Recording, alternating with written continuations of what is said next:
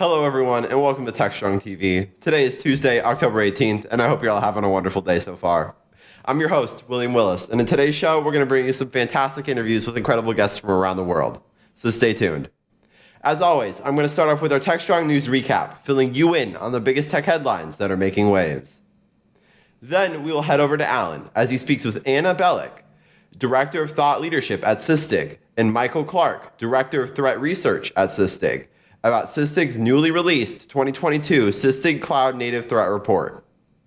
Alan then speaks with Mike Nelson, Vice President of IoT Security at DigiCert, to talk about how digital trust is the backbone for security. Then we go to Open Source Summit Europe, where Mike Vizard met with Eddie Knight, maintainer for the Finos Foundation, as Eddie explains what it takes to deploy open source software in a highly regulated environment, such as the financial services sector. Also at Open Source Summit Europe, Mike Vizard speaks with Shuan Khan, a Linux Foundation Fellow, where Shuan explains what it takes to employ Linux in safety applications and why the open source community is still looking to train top-notch maintainers. We're then joined by our very own Cody J. Brown, who will hop on and tell us more about some of our upcoming webinars.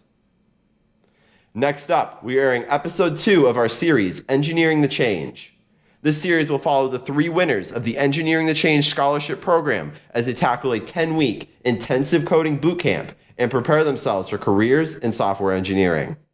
We will then be airing an episode of Techstrong Research Review. In this episode, Mitch Ashley and Mike Rothman talk about consolidation in the security and identity space. Then we will wrap up this broadcast with 2 episodes of View with Vizard. In this first episode, Mike interviews Philip Verloy, a technical evangelist for No Name Security, as Philip explains why this holiday season will put API security to the test as cybercriminals target websites. Then, Mike interviews MinIO COO, Garima Kapoor, as Garima explains how the deployment of stateful container applications has led to more than 1 billion Docker pulls from the company's storage platform. And that's what we have coming up for you on this episode of Techstrong TV. So without further ado, let's get the show started. Enjoy. DevOps.com is the #1 online destination for DevOps education and community building. DevOps.com covers all aspects of DevOps, including DevOps best practices and tools, DevOps culture, DevSecOps, business impact, continuous testing, continuous delivery, and more. DevOps.com has the largest collection of original DevOps content, featuring breaking news, blog posts, podcasts, and more. Visit www.devops.com to learn more. DevOps.com, where the world meets DevOps. Hi again, everyone. Here are the headlines for October 18th. First up, workers of an Apple store in Oklahoma City have voted to unionize. This will be the second Apple store in the U.S. to unionize, the first of which was a store in Maryland that voted back in June. The Labor Board has said that the vote can be objected within 5 days, but then Apple must begin bargaining in good faith with the union after that. This signals another win for the labor movement, which has gained traction at big tech companies in recent years, in large part due to the pandemic. Next, a data breach from 2018 is putting the global fast fashion brand Shein in the spotlight. The firm that owns Shein has been fined $1.9 million by the New York Attorney General for failing to handle a cybersecurity attack that resulted in the theft of 39 million Shein account credentials. According to the Attorney General, the firm failed to tell a majority of the 39 million people affected that their logins were stolen.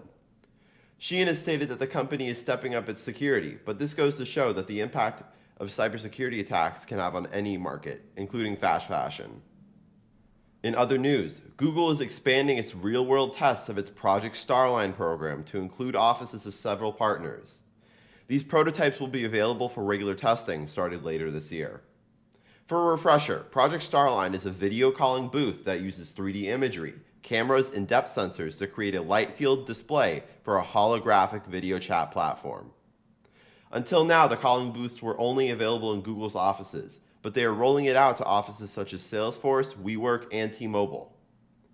Google says that this early access program will allow them to gain valuable feedback about how this technology could be used in the real world. Next up, Meta has announced a new update to its metaverse, Legs. Meta's Horizon Worlds avatars will soon be given legs, And while it doesn't seem like much, legs are apparently hard to incorporate in VR, and most other virtual reality systems don't have legs either. One of the reasons are that legs is difficult to render because they are often obscured from view, such as if they are under a table preventing the headset from seeing them directly. However, as we see technology develop, tools such as AI are better able to track and predict where legs and other body parts move. On Security Boulevard, we have an article looking at some of the community's reactions to the announcement that Linux's Wi-Fi code is strife with bugs. The code could be exploited by being near an attacker, and what's worse is that they have been there for more than 3 years. This article looks at some of the reactions of industry experts to this problem. To learn more, go to securityboulevard.com. On DevOps.com, we have an article looking at Dell's launch of its Project Frontier initiative that promises to make deploying at the edge simpler. Project Frontier will create an integrated edge computing platform for vertical industry segments with the goal of helping customers simplify, optimize, and scale their edge applications. To learn more, go to DevOps.com. Finally, on Container Journal, we have an article on how CircleCI released a container edition of its self-hosted runner software to make it easier for DevOps teams to deploy on-premise editions of its namesake CI/CD platform.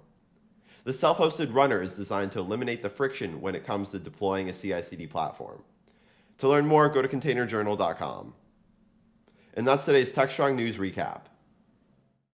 ContainerJournal.com is the leading online destination for centralized computing-related content. ContainerJournal.com covers all aspects of software containers, from container management, data management for containers, container security, networking for containers, to the entire container ecosystem, Kubernetes, microservices, serverless, and more.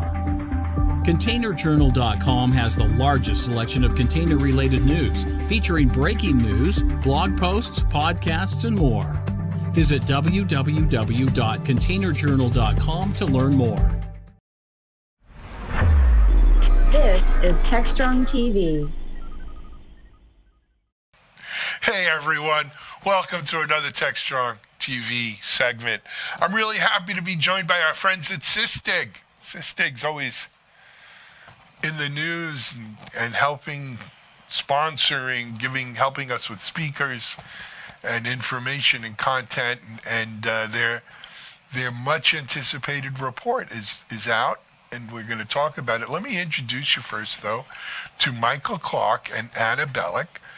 Anna's a regular on our show. If you've watched Techstrong TV, you've probably seen her 3, 4, 6 times. Michael is a first timer, so we promise to go easy on him. But Anna and Michael, welcome to Techstrong TV. Thank you. Pleasure to be here. As always, to have you on, Anna and Michael. Before we jump into the report, though, you know what? In spite of Sysdig's presence on our Techstrong network, there might be people out here who are not familiar with Sysdig and what you guys do and what it's about. Michael, since you're the new guy, we're going to make you tell our audience kind of a little bit of the Sysdig background. All right, I'll do my best. Okay. Sysdig is a cloud security company. We specialize in vulnerability management, cloud detection and response, CSPM, all the normal goodies, but mostly around runtime threat detection. Excellent. And your role at Sysdig? I am the director of threat research. So we handle all of our detection rules and go hunting for new threats and making fun content to read and things like that. Excellent. All right, Anna, we haste him enough. Why don't we tell them a little bit about you? I am the director of thought leadership at Sysdig, so my role revolves mostly around content, and specifically content that is about the industry, not so much about Sysdig itself. And that is a great segue into why we're here today. Anna, why don't you introduce the report, if you don't mind? Sure, it would be my pleasure. This is the first threat report that we have shipped. It is pretty cool, actually. We do intend to ship one every year from now on. And the focus of the threat report specifically is on something that we've been kind of, we as an industry have been talking about for a while, but there hasn't been too much concrete published on it, of like, what are these cloud threats Are they different from on-prem threats? Are there things that people need to change the way they do in order to protect themselves? And really what's going on anyway with the bad guys in the cloud? So that's what we've done. There are 3 parts to it. I guess I'll say what they are. So one is about cryptojacking, which is the top threat that we see right now. And actually, I think most folks probably agree with that assessment.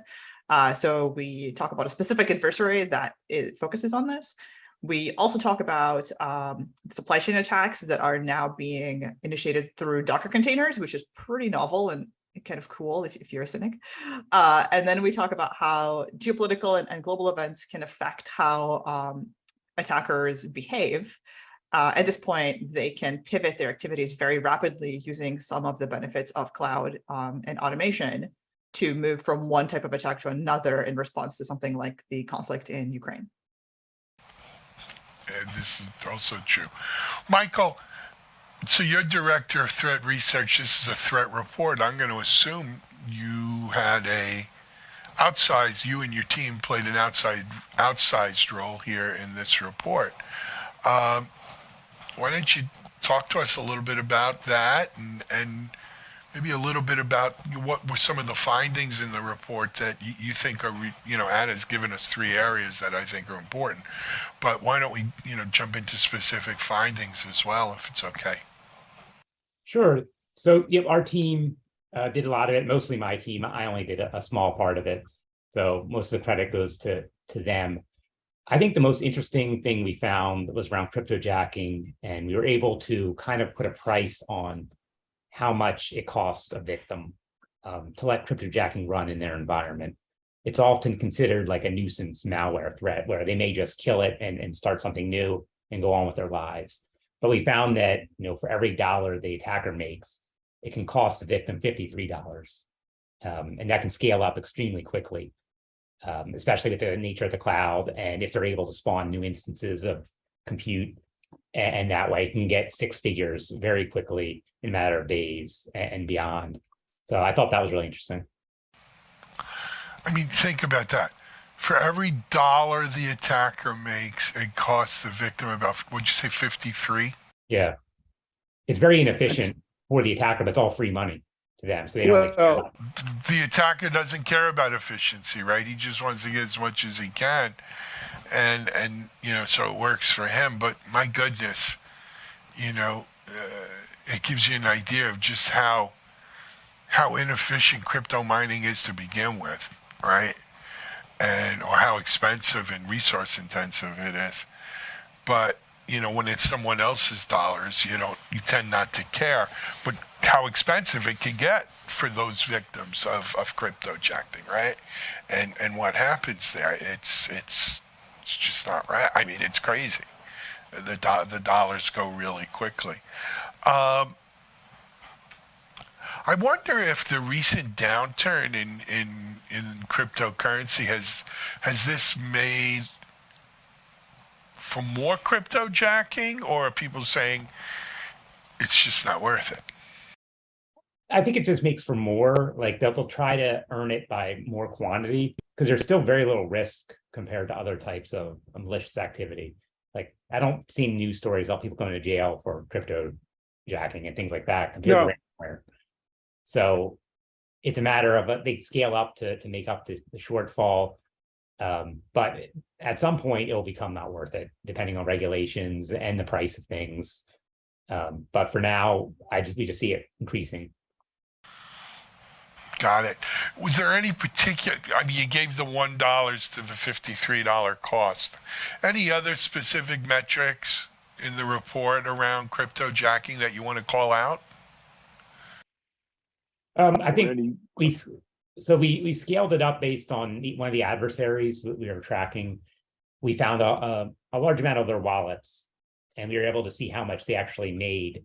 And if we apply the formula to it, it came out to a relatively small amount on the limited amount of wallets we had, which was like $8,000, but that equals about $430,000 of cost to a victim. So it just kind of how it scales up. And these are numbers that actors are seeing out there. I'm sorry, go ahead, Anna. As I said, the other comment we can make is to the point about cryptojacking being so prevalent. There's a few data points out there from cloud providers about it being the most common attack. When we looked at the Docker Hub analysis of what appears in malicious images, crypto miners were the number one malicious thing, if you will, that we found in Docker images. So that's also an indicator that this is just another way that they're being propagated. Yeah, no, we've seen that in other reports, right? Docker images and Docker repos. They'll have like a very similar sounding name to a legitimate Docker container, and people download that by mistake, and voila. But you're right, in terms of how the public perceives it, it's not kiddie scripting, but it doesn't rise to the level of geopolitical kind of advanced persistent threats either. At least in the public perception.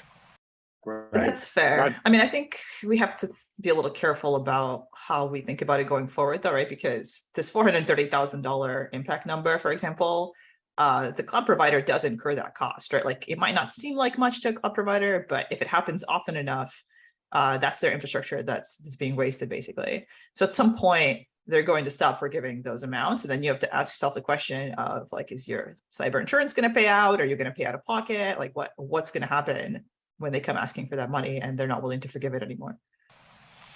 I agree. I mean, someone's got to pay for that, and it needs to be. This is a problem that needs to be taken seriously. We saw, was it about 2 weeks ago, the Ethereum folks made an announcement, changed the way they're doing things. It makes it a little bit more eco-friendly. Do you think this would have any effect on the crypto jacking?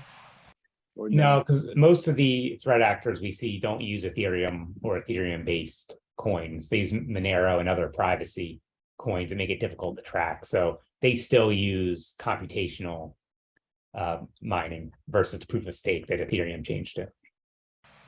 Got it. Stinks. And I want to turn to you, because to me the geopolitical kind of stuff is interesting. What and you mentioned specifically the Ukrainian crisis, war, whatever you want to call it. What are you seeing there? So the most interesting thing there is just the speed with which these people are able to pivot into doing something else, right? So Mike and his team watch essentially the threat landscape, if you want to call it that, all the time. So they have this honeynet and they have all this technology that basically tries to figure out what the attackers are doing.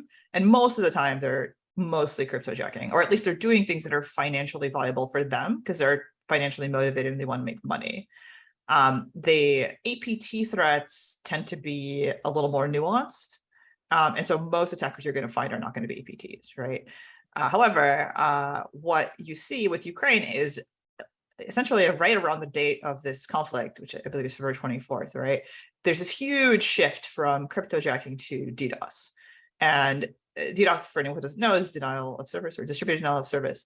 And so the intent of DDoS is to disrupt usually infrastructure, like to bring down IT infrastructure, to break down maybe utilities and other things like that. So this is a destructive rather than financial motive. And although you can make money off of DDoS, it's much less lucrative than cryptojacking, which is like direct cash essentially. So clearly at this moment, a bunch of attackers had decided to take sides and participate in this conflict through their, cyber criminal activities, which is really interesting. And the fact that they were able to do it so quickly is really interesting. The other piece that we found that's interesting is that this joining this DDoS network was also actually through containers in many cases. So you could go to like a Telegram channel and sign up for updates, and they would tell you whom to attack, and then they would give you like a container, like a DDoS in a box container that you could just deploy on your infrastructure. So you could volunteer to participate, and we saw over 150,000 people actually willingly join this effort. You could also, of course, be hijacked unwillingly to become part of the DDoS. So it's hard to tell how many of those there are, but yeah, just like the automation and the speed of the whole thing is pretty impressive. It is. Well, what's interesting, look, so what's going on in the Ukrainian war is certainly having folks on both sides probably, getting involved there. But I don't want to give a false sense. Look, what goes on in Iran right now, for instance, I'm sure is spawning a lot of, kind of geopolitical type of threat stuff aimed all over the place. There's always something going on in China or from China. This isn't, there's probably a constant state of chaos going on, and then spikes when world events kind of, demand it, if you will. Yeah, I mean, the overall theme is that cyber warfare is just part of warfare now, right? It's no longer this novel futuristic thing. It's pretty much par for the course. So every government or, any entity out there that has a stake in the political game is going to have a cyber component almost necessarily as part of their effort. So, Michael, rubber meets the road, right? You get all these things that we were talking about in the report. How does this translate into what you do with your team? So we make a lot. So we improve our detection technologies, but we also publish a lot of ways to do it without using our particular tools. So with Kubernetes, there's all sorts of open policies that you can use to do things. So we try to give advice there and provide that feedback into our product as well, so our customers can get the latest defenses and indicators and things like that. Absolutely, all good stuff. Guys, we're almost out of time, but for people who want to get this report, who has the, where can they go? I think go ahead. I thought it was sysdig.com/threat report. Yep. And actually, if you go to just sysdig.com, it should be front center button. Off the front page there as well. It was a rhetorical question. So sysdig.com threat report. Hey, Michael, Anna, I want to thank you for coming on. Michael, you got through your first one. Now we're going to have you back. No, definitely. Thank you. All right. Anna, as always, a pleasure to see you. You as well. Right. Go check it out, sysdig/threat report. Interesting information, especially about the crypto jacking stuff. Guys, take that seriously. It's a crazy number there. $1 costs $53 to $1. A terrible business model. Anyway, we're going to take a break here on Techstrong. We'll be back in a moment, and stay tuned.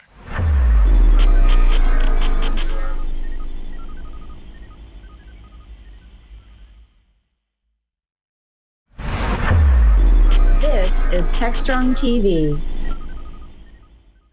Hey everyone, it's Alan Schimmel. Welcome back to Techstrong TV.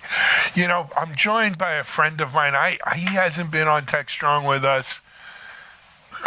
I'm going to say it's got to be a year, Mike. No, maybe more? Little over a year. I mean, COVID's messed with timelines for everybody, but yeah. I've lost sense of time in COVID. Here's the good news. We're starting to really get out on the road. We're going to be at KubeCon the end of this month, and got to go out to Vegas for a Qualys event, and I'm going to be in Singapore. Really, things are opening up. I'm excited. How have things been with you, Mike? Yeah, things are great. Thank you. It's really good to see you again. I hope we can connect in person at some point, but things are great. DigiCert's doing great. And, the connected world continues to expand, which brings new challenges and problems for us to solve. And we love that. Absolutely.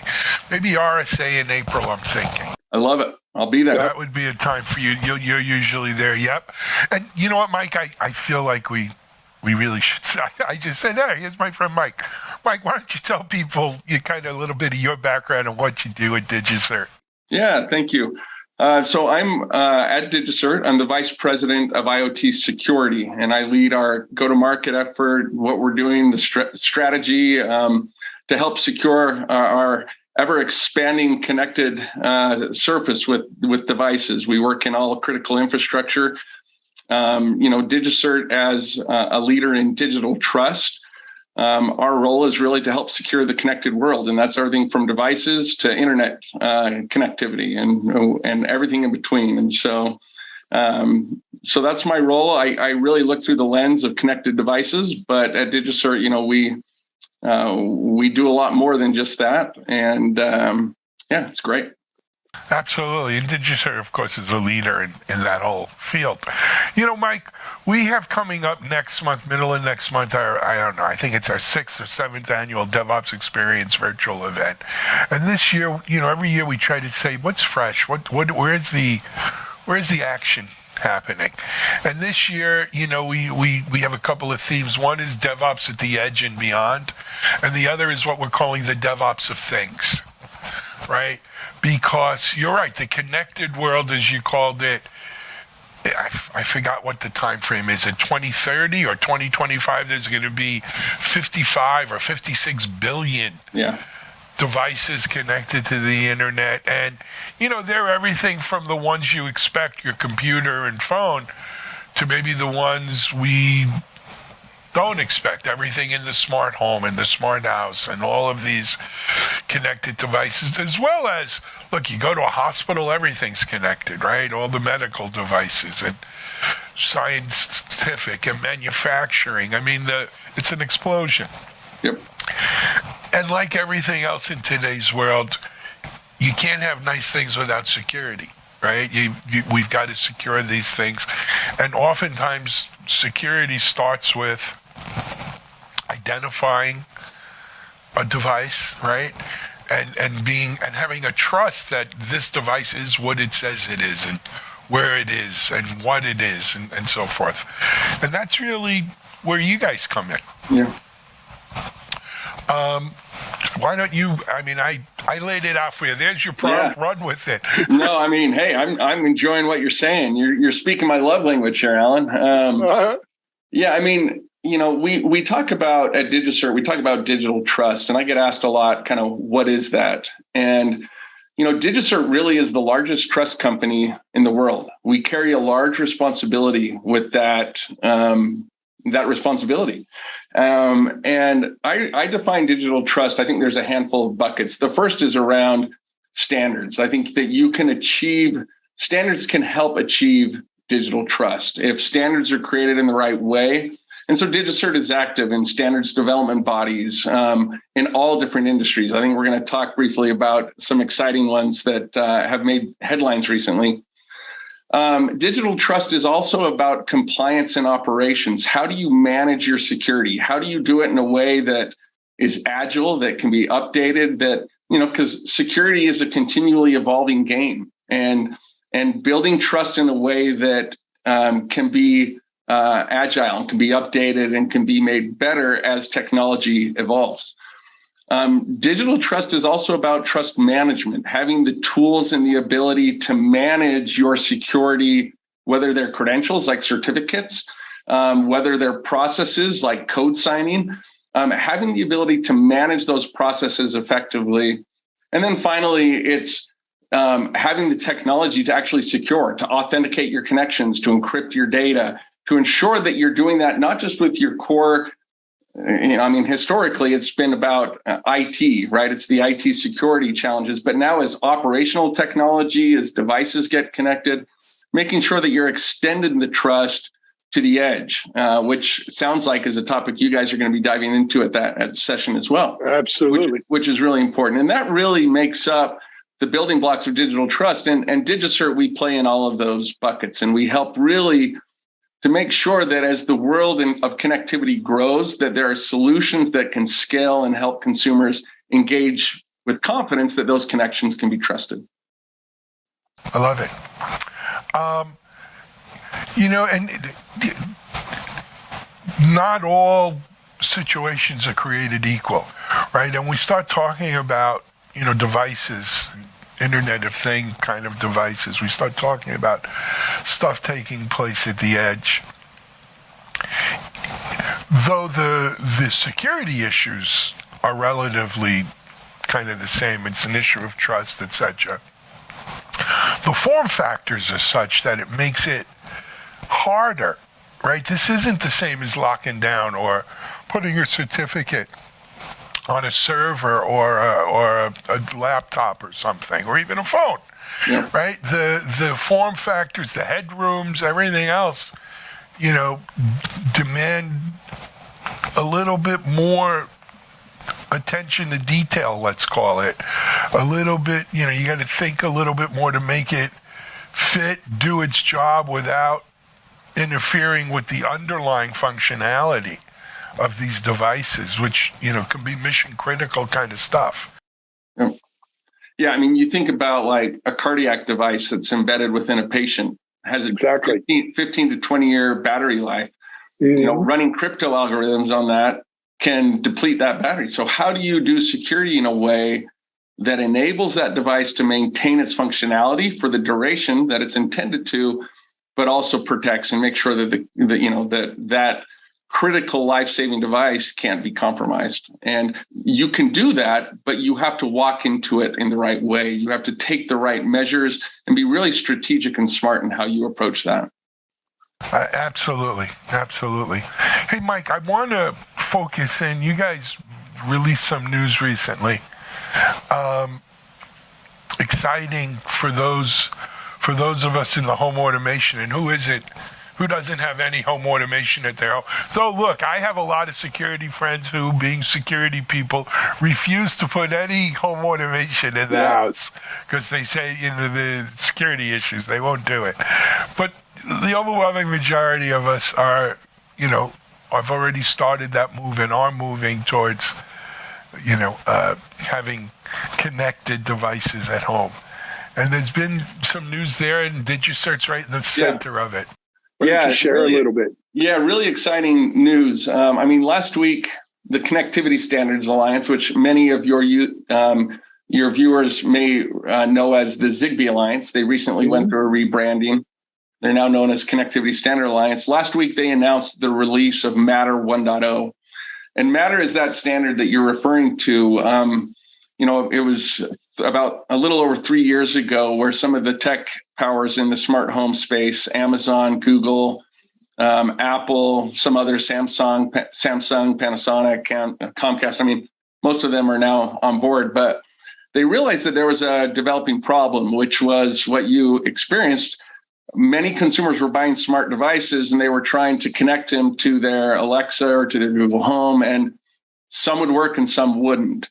And that lack of interoperability was creating frustration for consumers. I've had that same problem. And I have 30 to 40 smart home devices in my home, and I have frustrating experiences and really delightful experience based on their level of interoperability. Matter is intended to change that. Matter is a standard that was developed by a collaborative body of over 300 manufacturers that participated in the smart home space. And it's to create interoperability between devices from different manufacturers, which will improve consumer experience. But it also creates and raises the bar for security, which we're really excited about.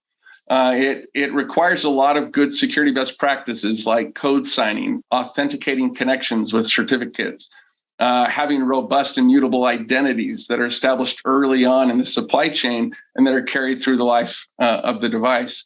Matter really raises the bar for security. And this morning, we are announcing that DigiCert is the first approved root of trust for Matter. And so as of today, manufacturers can begin using our technology in production and start deploying devices that have those approved certificates on them. And we're really excited about it. That is exciting stuff. Look, I'm with you. The last time I looked at my wireless router IP table, I was over 40 IPs assigned in the house, which from an old hoster, I started a hosting business before it was called hosting, 1995, 96. The idea of using 40-something IPs in my house, like I got it, I might as well get a Class C over here, but anyway. And we spoke off camera. I am I don't know if I'm weird or normal, but I have Apple, Amazon, and Google devices and others in my house. So this kind of thing is critical to me. But also, you mentioned the security aspect of it. Back to the DevOps experience thing I was talking about before, edge and beyond, DevOps of things. Certainly software, is going where it's never gone before, or it's going to places and in ways it's never gone before.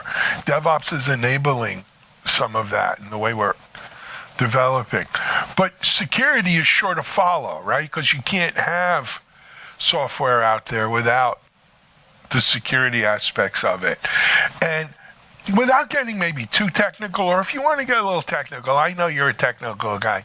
Talk to us a little bit about what goes into the security, especially around trust and certificate issues, around some of these IoT. You mentioned a pacemaker, but even home kind of networking devices or other IoT. What really are the from the DigiCert point of view? What's important? Yeah, I mean, what you said about DevOps, I believe something that needs to happen more is that security needs to be built into the DNA of how we make devices, right? We think about functionality, we think about all of the improvements that it brings. We really need to make sure that security is part of the DevOps process. We're thinking about how does it connect? How do we update? How do we do all of those things in a secure way? I list 3 common vulnerabilities with connected devices. The first one is around the data. If the data in IoT is compromised, I believe it's the fastest way for the IoT to fail. If we can't trust the data, the magic of IoT is all about the data. We're aggregating data and we're using it to improve the way we operate, whether it's in our home or whether it's as a business, whether you're a farmer monitoring, soil moisture levels. It's all about collecting data that we used to not have to improve the way we operate. And if we can't trust that data, I believe it's the quickest route for the IoT to fail. Unfortunately, I believe, I hope that won't happen. So the first is about handling the data in a confidential way. That's the first vulnerability. And you do that through encryption. And certificates can be used to make sure that data at rest, data in transit, whether it's being moved from a device to the cloud, device to a gateway, making sure that that data is handled in a confidential way. The second vulnerability is keeping the bad guys out. And how do you do that? You do that through proper authentication. You hear talked about a lot, good password practices. While that's important, using things like multi-factor authentication, you need to be doing those. But on the back end, you also need to know that when your device connects to a gateway, that gateway is trusted. When it connects to the cloud, that it's trusted. And you do that through certificate-based authentication. And that's something that, of course, DigiCert provides. And so making sure that your connections, whether that's a user connecting to a device or another device connecting or a gateway, making sure that all those connections are properly authenticated. And that addresses the second vulnerability. The third one is all about integrity and making sure that whether it's software being sent to a device, we see a lot of man-in-the-middle attacks where data that's being sent is intercepted, it's manipulated, malware is put on it, and then it's delivered to a device and it's corrupt. Making sure that you can trust those updates through things like code signing is an absolutely critical practice with connected devices. Most regulations today are requiring devices to be updated. If you can't update in a secure way and ensure the integrity of those updates, you're going to fail. Absolutely. Great stuff. Mike, we're running low on time, but I wanted to, the Matter standard is public. You guys are the first root authority there. Backward compatibility for people who have devices at home, update required for this. What do you think? Yeah, that's a great question. I know a lot of the tech giants, Amazon and others, are going to be updating devices that are in the field. So your devices at your home, Alan, could be getting an update in the near future. Matter carries with it a brand. So there's a little logo that has like 3 little, it's a circle with like 3 little lines coming off of it. New devices coming off the manufacturing line will actually be branded with the Matter logo. So when you're shopping as a consumer, you can see that and be like, this device is actually going to work more effectively, which is great. Devices that are legacy that are already in your home, you'll get a notification as a user when you open the app. It'll say device has been updated. It is now compliant with the Matter standard. And so it will be both new devices coming off, but also legacy ones that are out in the field.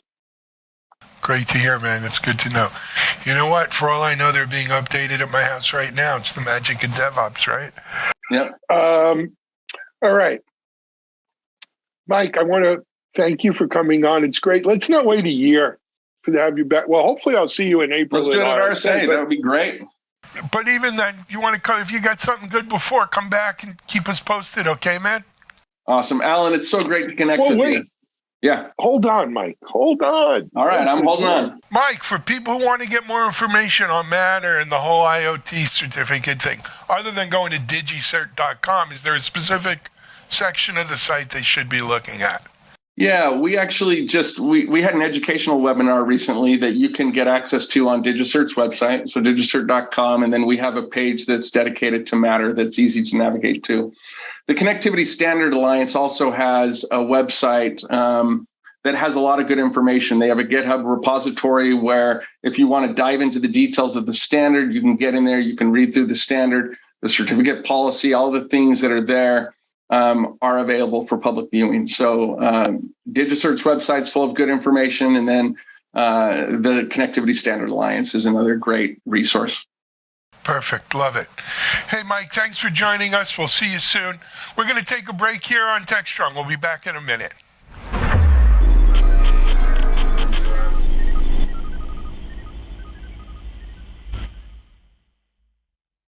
CISO Talk, to hear how real-world CISOs are dealing with today's real-world issues. From enabling secure remote workers to accelerating secure cloud adoption, defending against a pandemic of security attacks and beyond. CISO Talk covers the cyber topics you want to learn about.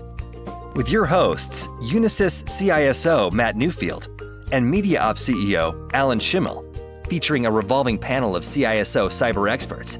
This is where CISOs talk. Join us on digitalanarchist.com and techstrong.tv. This is Techstrong TV.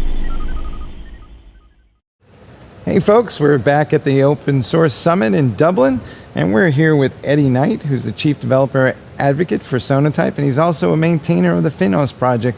And we're going to be talking about infrastructure as code and the financial services space and how it might be all coming together in new and interesting ways. Eddie, welcome to the show. I'm really excited to be here. This is awesome. And it's also a good break from all the talks that have been going on. There's just like information overload this week. This is true.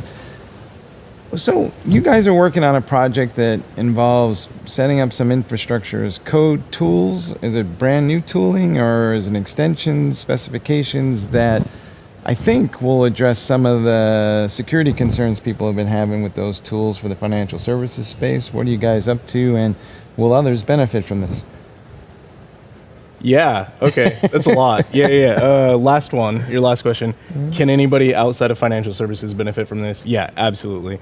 So what we're working on is defining what it looks like to deploy infrastructure inside of a regulatory, highly regulated environment, right? We're working with feedback that we're getting from financial institutions. So all of our members, we've got a long list of banks that are members and other finance that are involved in the Finos organization, and we're able to take feedback that we're receiving from them, consolidate it into documentation. We're doing a lot of extending beyond just like the CIS standard. And from that, once we have all those definitions in place, we're working with HashiCorp actually to create a lot of Terraform modules. And we're working with Red Hat to do a lot of configurations that are making things available in that locked down way that is ready to use, or at least a lot closer to being ready to use than traditionally when the financial services are trying to deploy infrastructure. One of the dirty little secrets of our industry is that a lot of those cloud services are misconfigured because people are using these tools and they don't really know much about security. It was kind of an elective for most developers, and they generally didn't take that elective. So, how will we address this issue as we go forward, and how easy will it get to fix this problem? Yeah, so I feel like you're kind of referencing the shared responsibility model with the cloud providers, right? It's not their responsibility or legal obligation to provide something that's totally locked down, right? It needs to be configured. It needs to be customized, extended. You need to know what you're doing to lock it down, and they're going to keep their stuff secure. You need to keep your stuff secure, even though it's on their system. They're not responsible for it. And the problem that comes in, which is what you just mentioned, is that a lot of us, so I came from front-end development, then I went into back-end development, then I went into auto engineering before going into like SRE and DevOps. And along that way, at no point did anybody sit me down and say, this is the right way to secure everything. And so there have probably been times where I was like, that's safe enough, that's secure enough, right?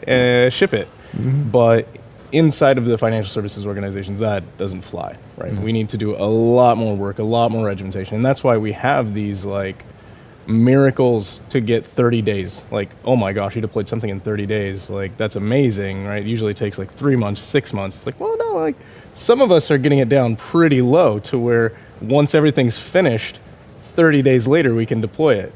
It's like, that's really slow, especially outside in like the Ubers of the world, right? These are really slow deployments because there's so many boxes that we have to check. There's so many conversations we have to have.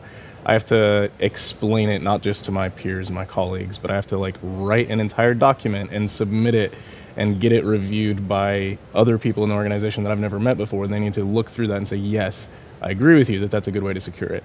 So what we're working on inside of Finos is trying to streamline that, get stuff that can be put into the financial service registry that will cut some of those corners. So you don't need to explain it anymore because you're using 90% of it is coming from a boilerplate and kind of closing that gap, reducing that time. That almost sounds like I've been driving at 25 miles an hour and now I'm up to 40 and I'm going wicked fast. Wicked fast. Yeah, just like, oh my gosh, I'm going 40 miles an hour. Yeah, that's right. You nailed it. As we go along, we hear a lot about shifting security responsibility further left, but we also have SREs. And the question I've always had is, how far left do we shift security versus do we get like security engineers who do that function the same way SREs do that function, and maybe they take care of the security issue on behalf of the developers? Oh man, nobody's ever going to agree on that, right? So whatever I say, sure the audience is going to come in and be like, "Oh no, think about it this, think about it that." But from my take, we have really, really skilled, intelligent, well-intentioned folks in the security and architecture spaces that are very keenly aware of the requirements. And we have our developers and our infrastructure engineers that are really, really keen on how to provide those things. And bridging that gap doesn't necessarily just mean grabbing somebody from a team and saying, okay, well, you do that other job now. It has to start with the communication lines. It has to start with just not scheduling meetings, but overlapping the workflows and just creating opportunities where both teams can say, hey, I am familiar with that, let me pick up that part. Not just like, hey, security, you need to come learn infrastructure deployments. Like, I don't know that giving other people other jobs is necessarily the solution. I would say communication and overlap is the solution. That's my take on it. What is the state of the relationship between the security people in the financial services space and the developers? Because historically, there's not been a lot of love lost between the two. The security guys kind of look at the developers and go, you know, you're kind of the root cause of all my problems. And then the exact same quote comes the other way, right? Yeah. I've been in conversations where, and you know what, let me just say me. I've been guilty of sitting there and being like, these incompetent fools, right? On both sides of the table. I've been on the side where I'm sitting there as an infrastructure, like SRE focus, in with the security guys, and we're looking at what's coming from app dev, and we're just like, these incompetent fools, right? And then I've been in conversations like with other app devs, and we're trying to deploy something, we're trying to ship something, and we get some pushback where they're like, no, you can't do that until you get your VPC configured like this. And we're just like, these incompetent fools, right? And so there's a lot of that, of just like the other guy is the stupid one. And that's where I say, we just we need to overlap the communication. I think that's happening. I think we're getting closer to that. We're getting a lot more into the places where the big institutions are learning, like, we need to open up those lines of communication. And it's because we're at a point in history where leadership is becoming familiar with the fact that they have competent employees. That Steve Jobs quote of, I'm not even going to get the quote right, but we don't hire smart people to tell them what to do. We hire smart people and get out of their way, right? Like, I think that I've seen more and more bank leadership understanding this concept of, like, I hired these people for a reason, so I'm going to kind of just clear the obstacles for them. Is that universal? No. Is that the norm? Maybe I'm too optimistic in saying so, but I think we're getting closer to where we're trusting the professionals to have the right conversations, to bring the right information to the table, and I think it's coming a long way. Is there a smart way about doing that, or should I just take them all and throw them in a room and lock the door and see what happens? Yeah, please. Yeah. Bring them up when you come back. But you don't think the security people should learn how to program per se? It doesn't sound like that. Those conversations are happening. Okay. I would not be an advocate for that necessarily. I think that when you come into programming from a security mindset, you're going to be a lot more focused on scripts. When you come from an app dev mindset, you're going to be focused a lot more on objects and systems, right? And both of those have their place, but just asking the security guys to just suddenly one day wake up and start writing code the way that app dev does, the way that infrastructure does, it's going to be really hard. It's going to be a really big shift. And so what I would say is, like, bring those skills to the table and bring the object-oriented programming, the like really in-depth knowledge that different industry professionals have related to programming, bring that to the table, and then have the solutions come from this table where we have these shared goals and diverse skills. We talked about the shared responsibility model. Is there more that the cloud service providers could be doing to help this whole conversation along? So we're seeing a lot coming out of the cloud service providers on just being aware of how much work is necessary for the financial institutions. Inside Finos, Google's a member. AWS has come out and contributed to some stuff on occasion, and actually I'm not sure about their member status, so don't quote me on that. Sorry about that. But we have seen them, like, actually wanting to engage with the community, and there's this awareness that it's been really difficult for the financial institutions to use their tools. Like, hey, we're making this available to you, you configure it, and then they just keep getting phone calls. And I think that awareness is manifesting in steps being taken to streamline stuff, steps being taken to automate stuff, looking for tools, looking for solutions. We're not across the bridge yet, but I think that the cloud service providers, especially the two that I mentioned, have started on the bridge. They're like, hey, we need to be going in this direction. We need to be shifting things. And Red Hat is a huge contributor in our community, because Ansible is a huge infrastructure automation. I mentioned HashiCorp with Terraform a minute ago. Red Hat with Ansible is also a big part of the work that we're doing right now. And so they're showing up, and they're trying to really streamline that process. But we're definitely not across the bridge. There's a lot more work that needs to be done from all sides. So the bad guys are getting really good at using penetration testing tools to find these misconfigurations. So how long a journey are we on, and when can people think about maybe closing this gap? Yeah, when it comes to penetration as we're familiar with it, I think that, that's never going to stop, right? We're always going to be there, but there is a degree to which that's not what's causing the fire drills, right? That's not what's, Log4j is why nobody got a Christmas break, because the Log4j had a vulnerability and nobody could keep track of where they'd installed Log4j, and so they needed to go in and find every single place. Where have I installed Log4j across my entire organization, and how do I get it updated? I think inside the US, 90% of financial services have updated all of their Log4j installs from vulnerability, but 100% are saying that they're done with it. So there's a gap there. Somebody, like one of you guys, is not telling the truth, or you're just not aware of a few of the installs. Total, so Sonatype manages Maven Central. We can actually see the downloads. And after everybody said, like, yeah, the Log4j incident's done, still 40% of installs are from the vulnerable version of Log4j, which is a supply chain vulnerability. That means that if you are using software, if you've installed Log4j, then any script kiddie with instructions from a blog can come and exploit your software. All that has to be true is that they have those instructions, they're targeting you, and you use Log4j, and you're toast. That's a really big deal, right? And so that's why all week we've been hearing about the supply chain.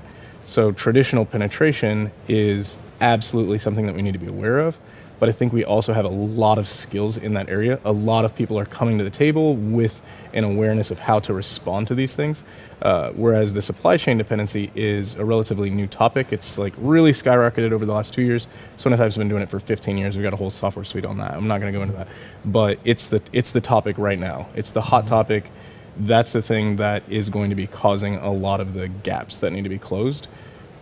Infrastructure as code is where you come in and prevent a lot of those gaps. And so that's why inside of CFI, inside of Finos, it's really exciting to be able to be setting stuff up that can be consumed by the financial services. So that way, when they're consuming this, we can kind of help prevent those vulnerabilities, those supply chain attacks that are happening from bleeding in and causing those gaps inside the banks. Do you think that the regulators at the SEC and places like that are starting to understand the issue about the software supply chain, and they're going to start showing up asking some rather pointed questions? So, yes, especially after Equifax, because that was just like a blatant, like, huge issue that was like, you didn't update Apache struts, right?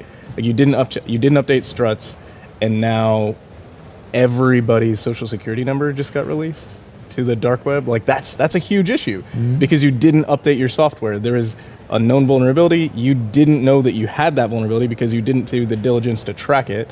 And so then you didn't do the update. And now the entire country is just like in upheaval. Like everybody's freaking out. So after that, there was this fine of like, what was it? $700 million. Don't quote me on that. Billion. I don't know. It was a number far larger than I can imagine. And in the aftermath of that, the regulators said, we will use the full force of the law to pursue anything like this in the future. And so there's like this warning that's like, hey, if this happens again, like you guys, like we will burn you to the ground, is kind of the message that's coming in. And then the White House comes in and says, hey, supply chain security is extremely important. You need to have your software bill of materials. If you're doing any federal contracts inside the United States, obviously we're in Europe, so probably should be thinking out beyond that. But that's the experience that I have. Yeah, a lot of the regulation is starting to shape up in the area of like, okay, we've talked about the penetration stuff, we talked about your firewall and your network and everything else, but now we need to start talking about your supply chain and securing your software supply chain. All right, so we're at the point where this has become an issue you can't ignore. The developers themselves, they still seem to think that somebody's magically going to take care of all this stuff for them in the platform somewhere. So what's your best advice to those folks about how to get engaged with this and start thinking about it so that, you know, you're not the last kid on the block upgrading your Log4j instance? Yeah, definitely. I think just being aware of the topic, what conversations are happening in the topic. There's a lot of tools. Like I said, in the last 2 years, this has become all the hotness, right? A lot of innovation is happening in this space. Be aware of that. The Linux Foundation has some trainings on like what is an SBOM, why do I need an SBOM. Some tools are coming up recently. We've got a free tool that you can use to generate an SBOM on a GitHub. It's called Lift. So there's some tools that are out there. There's a lot of really good competitors to ours that are addressing this space. So there's just options galore. What I would personally advise against is homebrewed solutions for this, specifically in the area of identifying vulnerabilities, because this is something that we've seen happen, is that Equifax thought that they secured it. They thought that they had it good, but they didn't have a research arm. And so you're going to need to be working with somebody who has a research arm that can actually be in front of this stuff, instead of asking Alex in the other cubicle, like, hey, how are our CVEs? Like, what's the dashboard looking like this week? We can't just be like relying on the SOC to update us when this kind of stuff happens. We need to have some more security tooling that's actually integrated into the entire development lifecycle. That needs to be happening. And So the SBOM is essentially the equivalent of a list of ingredients that are in my product or whatever, and people can look at that and say, oh, well, I don't want to consume that, or that's not good for me because I have an allergy. And yeah, it's that's a kind of perfect analogy. Yeah. And it's the kind of that process. But so I get all this data from all these people, and it comes up in this SBOM, and then I stick it in a repository and I check the box. Now what? What am I supposed to do with all this stuff? Yeah. As a developer, to you, like, your job's done. The SBOM is a communication tool. Now, the organization, the system that you operate in, needs to communicate with that.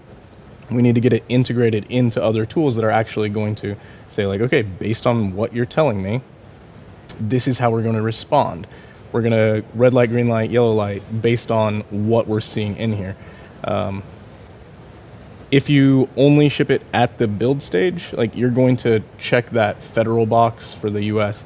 But I think that if you want to get ahead of these international regulatory standards and actually take, like, make full use of the knowledge that's out there, the experience that we've been gaining over the years, that the industry has been gaining, then you need to be integrating your SBOM, your bill of materials, and other tooling, like, through your entire life cycle. You need to be, so if you can get something in your IDE, so that way your developers, when they're coding, can be aware of the best practices, like, oh, I'm importing something as a known vulnerability.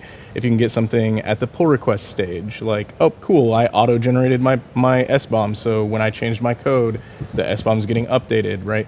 Just integrating it at every single, and then obviously build and release that's the big one, right? We need to have the SBOM when we're releasing it, but there's different places where this needs to be integrated. I'm sorry if I lost track of your question there. No worries.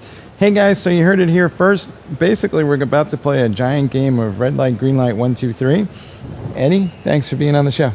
Appreciate it. Thanks so much. All right.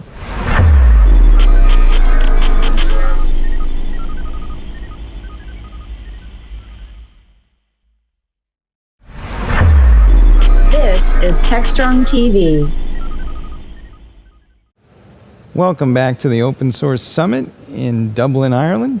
We're here talking with Shua Khan, who is not only a maintainer of the Linux platform, but also is the head of the safety program for Linux. So we're going to talk a little bit about what's the need for safety programs in the Linux environment. And we're not talking about the operating system itself. We're talking about the use case for that inside of that particular market segment, which is very complex and has a lot of deep requirements. So walk us through, if you would. I know you have a project called ELISA. So what exactly is that ELISA project about? What does it do? And why do we need it? Right. ELISA is enabling Linux in safety critical systems. That's what it stands for. What we're doing is we're bringing safety experts and Linux kernel experts together to evaluate safety, Linux kernel, and use cases. When I talk about use cases, for example, automobile use case. So you have a telltale that we look at and say how a safety critical application that is running on top of the kernel can be safely used and also certified. When you say safety, certification comes in. We don't do certification under ELISA, but we provide resources for people that are looking to certify their platforms, safety critical platforms running on Linux. That's what we do. So what that means is that we look at, we have safety experts that are looking at the safety angle of it, and kernel experts like myself providing the bridge between safety and kernel, and say, what are the gaps in the kernel for being able to do safety certification. And then we provide resources, processes, and we say, hey, we'll make it easy for people to enable Linux on safety critical platforms. Have people been using Linux on those platforms already, or does this represent like a new frontier for the operating system? Yes and no. I mean, they have been using. I mean, if you look at SpaceX and you look at Tesla's, they have been running Linux. What is different about this is it's an open source effort that we are doing it under the Linux Foundation platform as an open source project, and so we will be able to bring safety experts, people interested in the companies that are interested in deploying these platforms, and Linux experts together to collaborate in an open way. Otherwise, each of them would have to reinvent the same wheel over and over again, and there's a lot of duplicate effort. So it sounds like you're just trying to bring everybody together and say, there's not a lot of differentiated value on these processes, so let's just do them together. Exactly. And then that's what we do at the Linux Foundation, right? We provide this neutral platform, and ELISA is one of the projects at the Linux Foundation.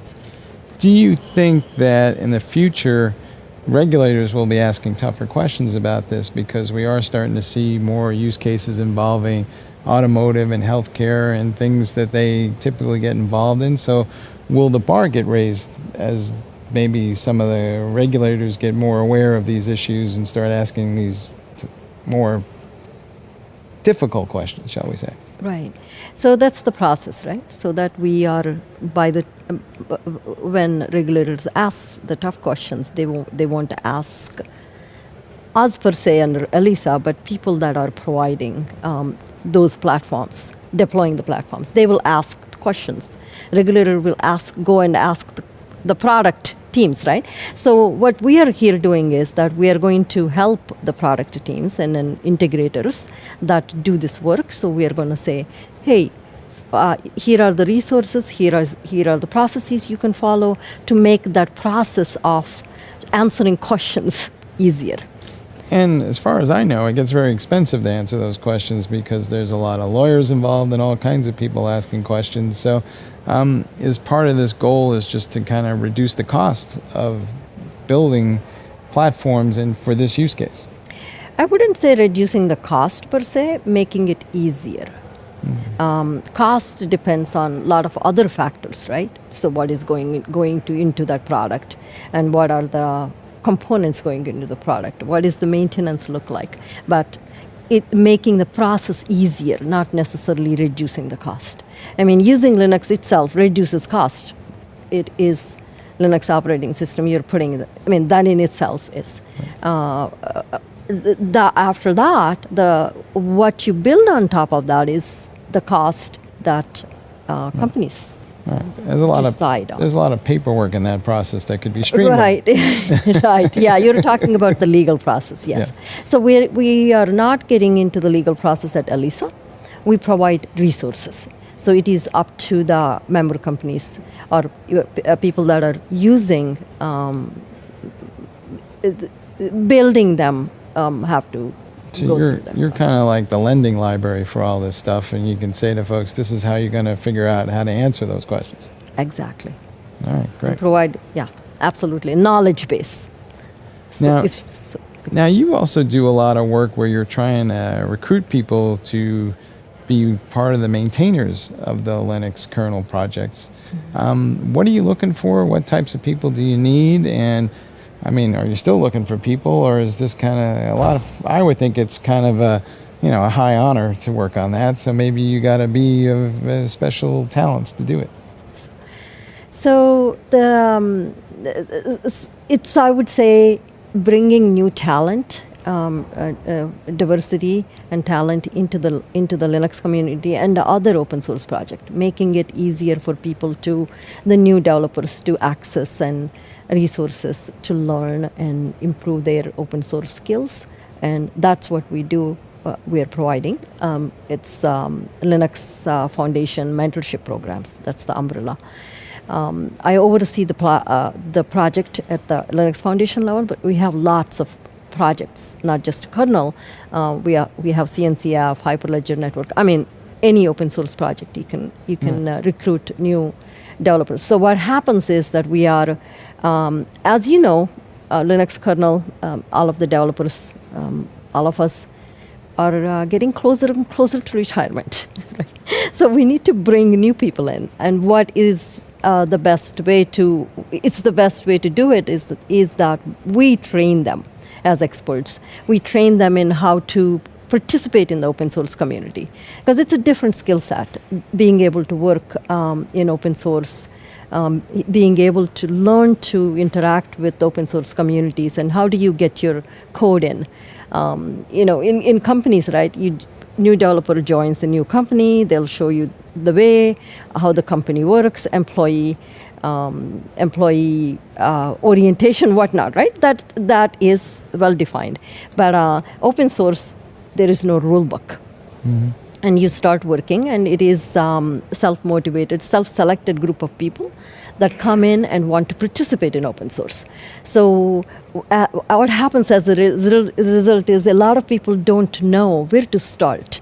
So what we are doing is we provide 3 sessions, spring, summer, and fall, 3-month sessions, and part-time as well. When they do part-time, they work 6 months.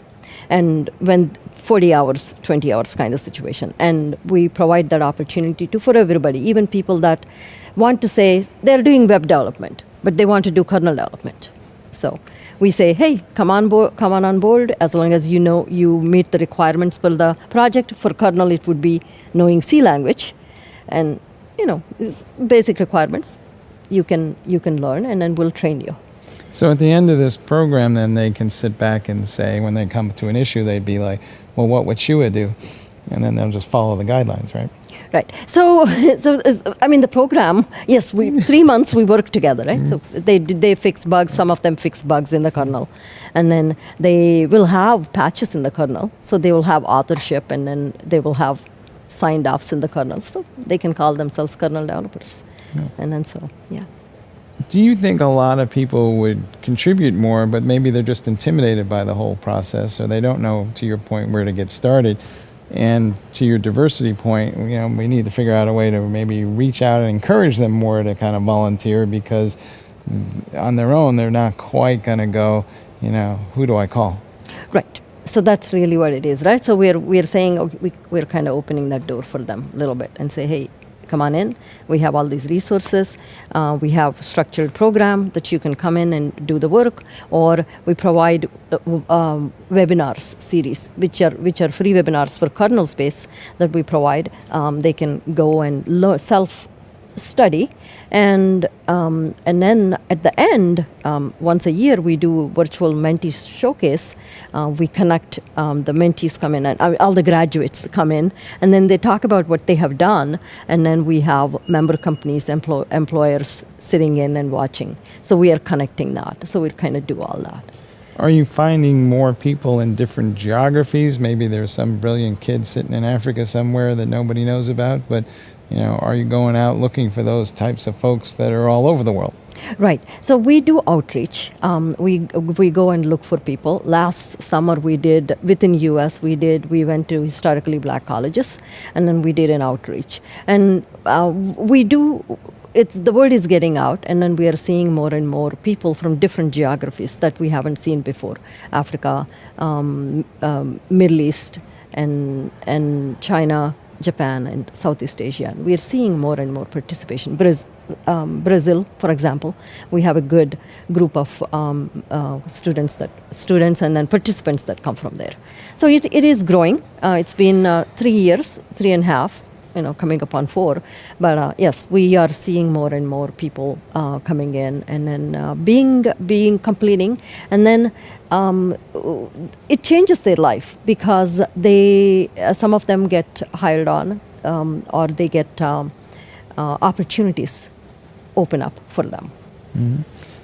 And speaking of those opportunities, so do you think that, people are contributing their time to an open source project, but as they put that on their resume, will that get them more notice from other jobs that they're going to go do because people know that, hey, if you were good enough to contribute to these open source projects, then, you must know what you're doing. Correct. So what happens is it's contributing to open source project. It happens in open, right? You don't have to write it on a resume, and they can go check it. Your credentials are open. You just have to look at the kernel tree to see how many patches somebody submitted. So as an example, we have had somebody that worked with us a graduate from last year.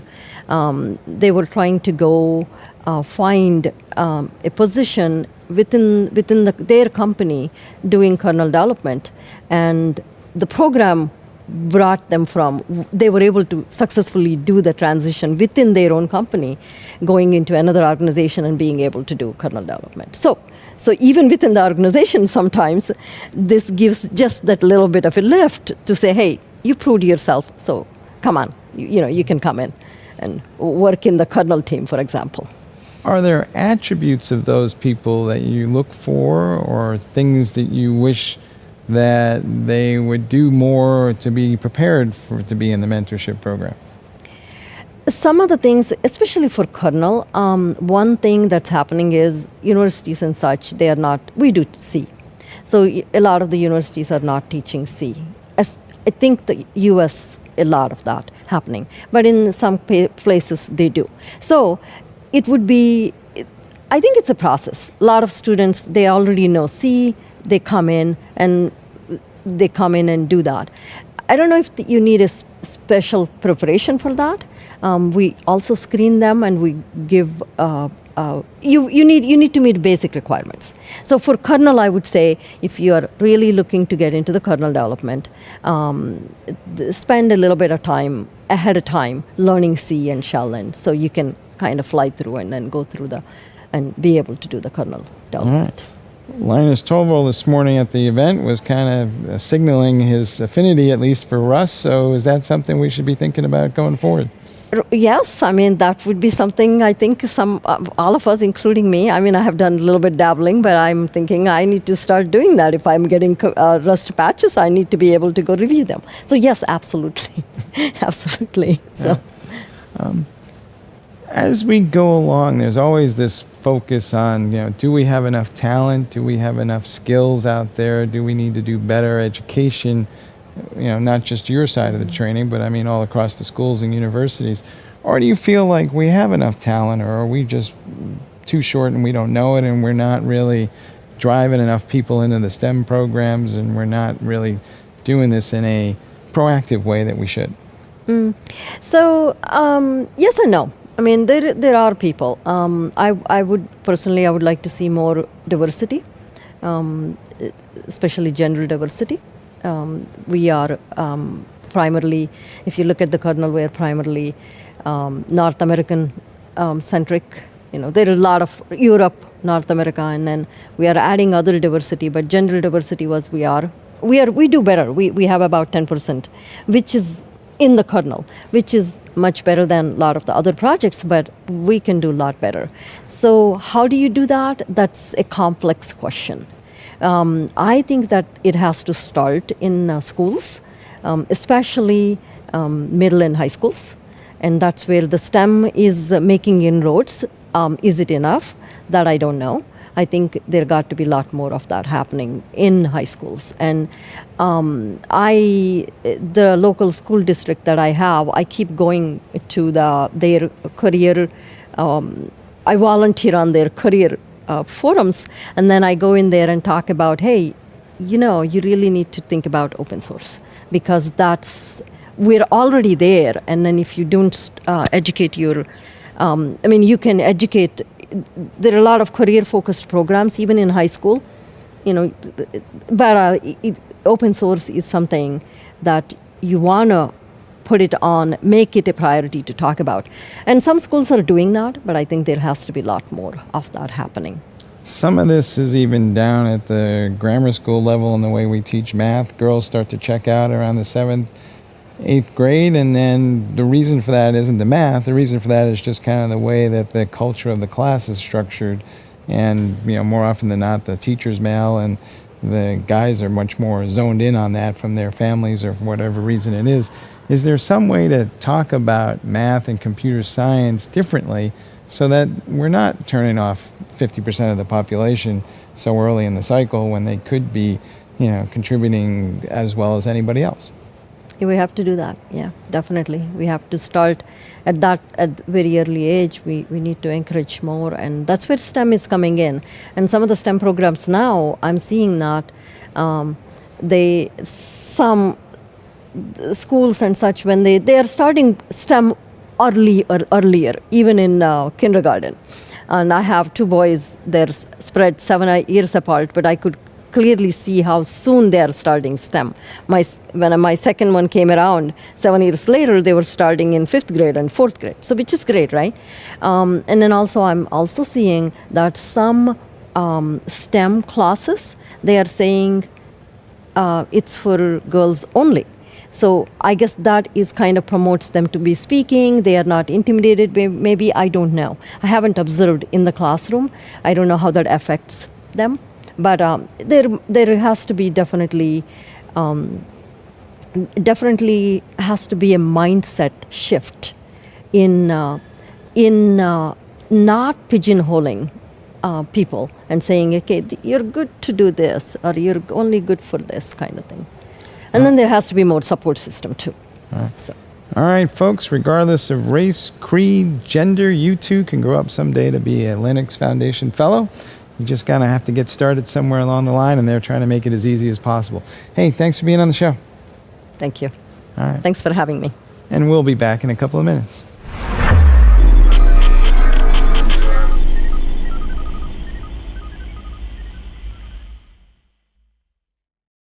Looking for a live conference focused on the tools, technologies, and practices most important to your business?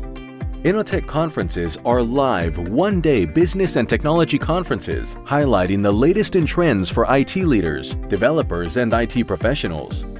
Each event combines education, innovation, peer-to-peer networking, and the latest technology and business solutions for a diverse IT-focused audience.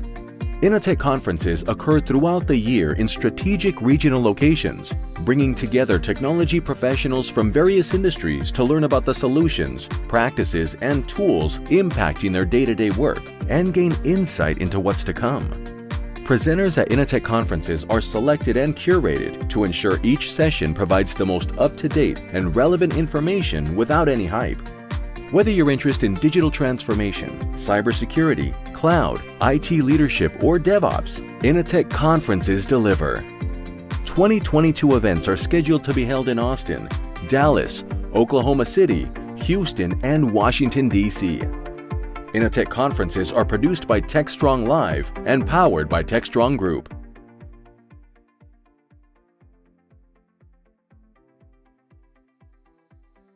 Hey everyone, happy Tuesday! Cody J. Brown here with some upcoming programs from Techstrong Learning. So first up, Wednesday at 1 p.m. Eastern on Security Boulevard, GitGuardian will tackle the issue of secrets sprawl with secrets management and DevSecOps, an enterprise maturity model. If you are interested in the benefits of automated security detection and want to develop your own secrets management program, you will not want to miss this one. Jumping to Thursday, October 20th at 11 a.m. Eastern, join us on DevOps.com for Configuration as Code, when and why you should use it. This panel of speakers from CloudBees will dive into the benefits of configuration as code and review use cases and best practices. And following Thursday at 1 p.m. Eastern, we'll take a look at the more nefarious side of serverless computing with a hacker's perspective on serverless. Palo Alto Networks joins us to talk about the rising need for serverless architecture and how you can stay secure from emerging attack vectors. So that is all I've got for you right now. But as always, we have plenty of upcoming and on-demand programs ready for you here at Techstrong Learning. So stay tuned. Previously on Engineering the Change. It's kind of like being on a football team. You got to make cuts to the roster, right? But we got to take it down to 3 finalists. Her essay was one of the best essays I've ever read in the 3 or 4 times we've done this. Yeah. So, She's in. Yeah. But there was, to me, Carly epitomizes why we do this. I give extra bonus points to people who can write well and can express themselves, and Donald did express himself. All right, so let's go through this then. Stephanie Sanchez, Donald Brazil, and Carly Duvel are our 3 finalists for this cohort's Engineering the Change Scholarship.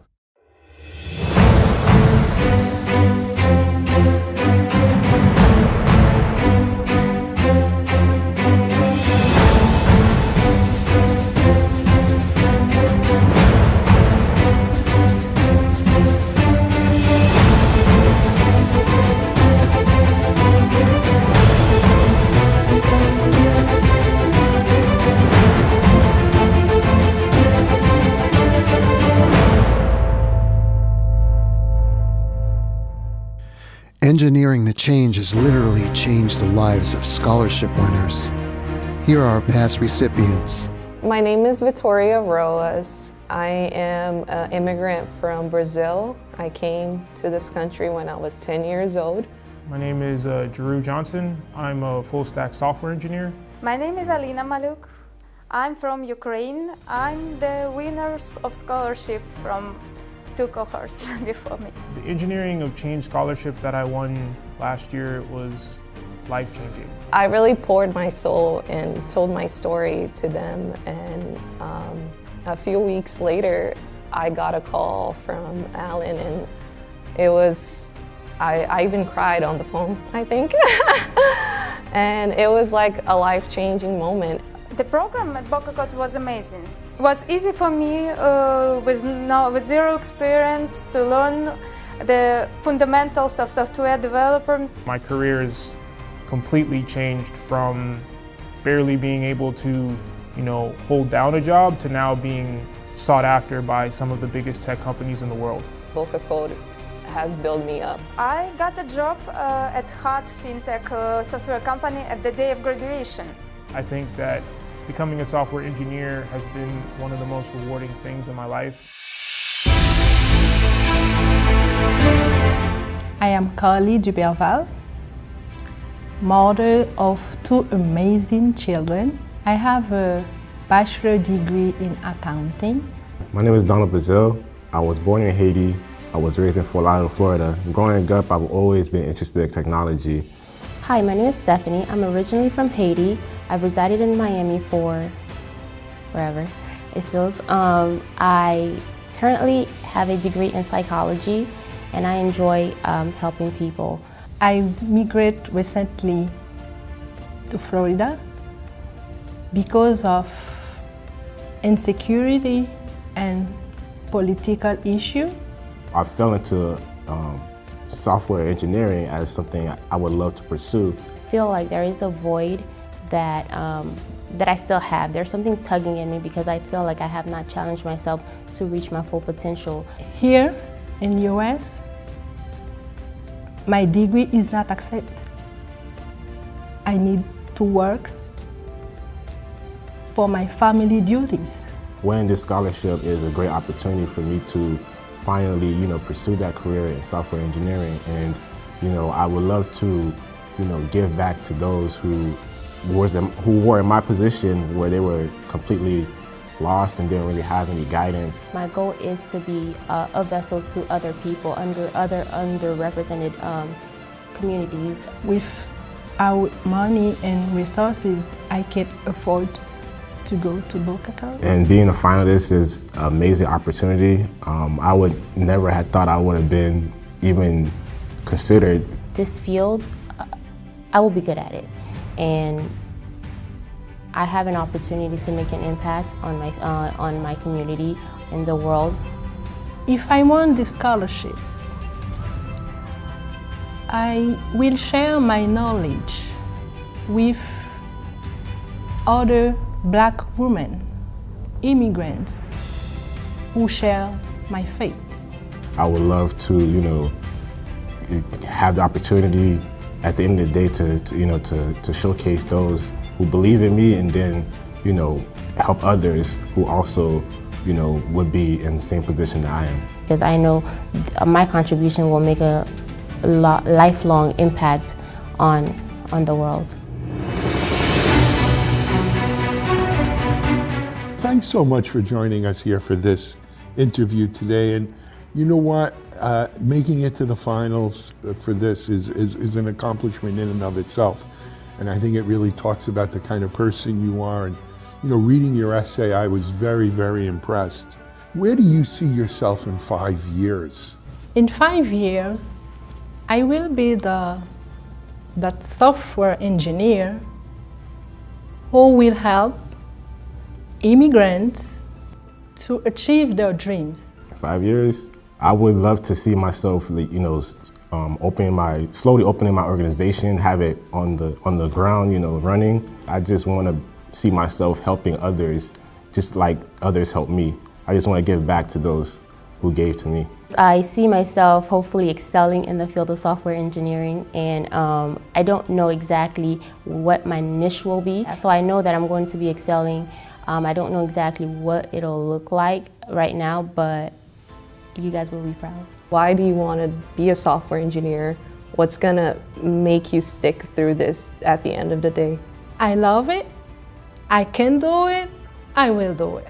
Why I will do it? Because I love it. It's just a great field to get into. The technology portion of it is just something I've always been interested in. As a kid, I've always been interested in computers, phones, gadgets. I always felt a need to, or a pull toward doing something for someone else. In the field of engineering, allows me to continue to do that, because whether it is in a medical field, the automotive field, just the world of entrepreneurship, there's just so many different ways that I can continue doing good and making an impact. One of the things that's something that's very near and dear to my heart is, equity, parity, gender diversity, and just diversity and parity on all levels, equality. And I wonder how do you envision going about doing that? Like I did with my old career, I lift women to accounting in my country. I motivate them, I assist them, and help them to achieve, like I said, to achieve their dream, to be excellent in this field. I would love to open an organization that can, give back to those and help guide them with the, the opportunities that, I'd had from this experience. What drives you to do software engineering and not go back to something that you've already known and you've obviously been very successful at? I would say now everything is technology. So why should I say in accounting? If the world is moving and everything now is tech. I have 2 brothers. One died in 2007. He was a senior software engineer. My youngest brother is a software engineer. Why not me? It's because I'm woman? No. I want it, I will do it. At the moment right now, I work inventory for a home installation company. It's a pretty okay job, but it's not what I feel that I was meant to do. The knowledge I have, I can pass on to other people. I know some of the challenges that our communities face. So with my knowledge and my mentorship, whether it's mentoring one person or just a group of people, exposing them to this field and to just other fields that exist where there's more to life than just what is in front of us. And I believe that I can be a bridge in that gap. How do you feel like the scholarship is gonna do to you? Like, why is it important for you to win this? I will share my knowledge with people, with women or immigrants, and use my knowledge to help them. This scholarship is giving me that opportunity to show the world that, you know, I can do great things. So this scholarship would definitely assist me in changing the trajectory of my life and hopefully where I can continue this same legacy and helping other people. So, You know, your essay was amazing. Your answers here today were amazing. You really do represent what engineering the change is all about. Thanks for coming in today, and we can't wait to announce our winners soon.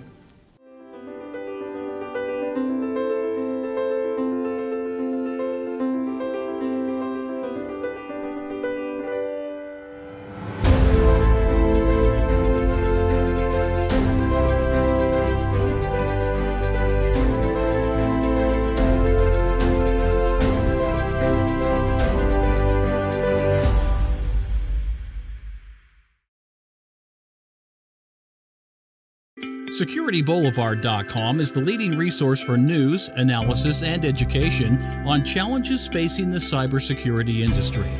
SecurityBoulevard.com covers all aspects of cybersecurity, including data security, DevSecOps, cloud security, application security, network security, security threats, and more. SecurityBoulevard.com has the largest selection of security content, featuring breaking news, blog posts, podcasts, and more. Visit www.securityboulevard.com to learn more. SecurityBoulevard.com, home of Security Bloggers Network.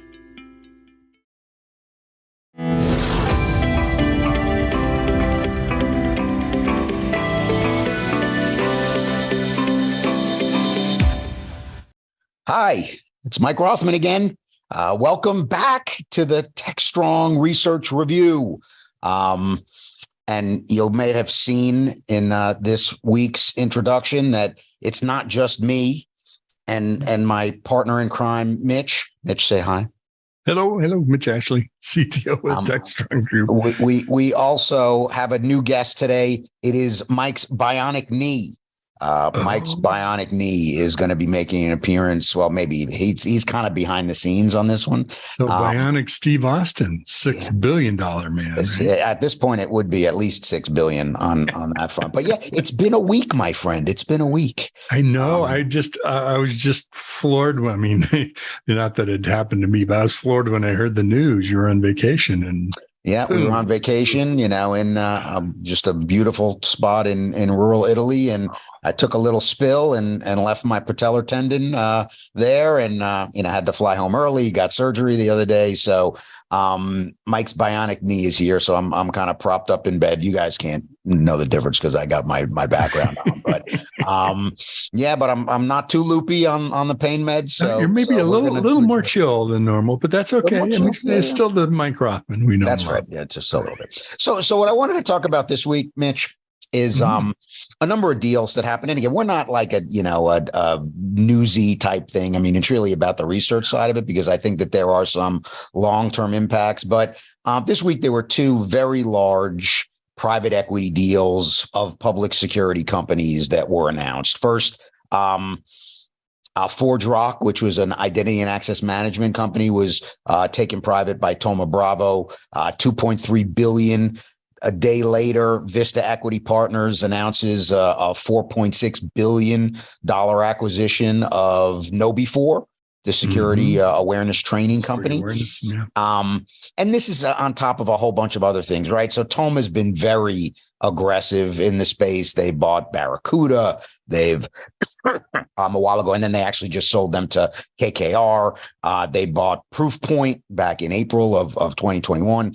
So Thoma's been very active in the security space. And they've really kind of, in effect, cornered the market to a degree in identity and access management. So it wasn't just ForgeRock, right? They bought Ping Identity about 6 to 8 months ago, right? They bought SailPoint, and I think that deal has recently closed, and that was probably the biggest deal that they've done in a while. So Thoma owns SailPoint, they own Ping, they own ForgeRock now. They're not necessarily integrating them per se, but they're all under one operating umbrella now. They're going to leverage, a lot of the common practices that a private equity firm, brings forward, like Thoma Bravo. And it's interesting because as we're a little bit further along with security relative to DevOps or cloud native infrastructure, we haven't seen a lot of that first wave of DevOps companies come public and then go private, right? With security, we're starting to see, Ping Identity, they got acquired by Vista Equity initially, then they went public, and now Thoma is, taking them private again. And you're starting to see a lot of, asset trading, and really because of the valuations coming back to somewhat measure of reality here. But it's an interesting when you think about it from an end user standpoint, right? From a customer standpoint,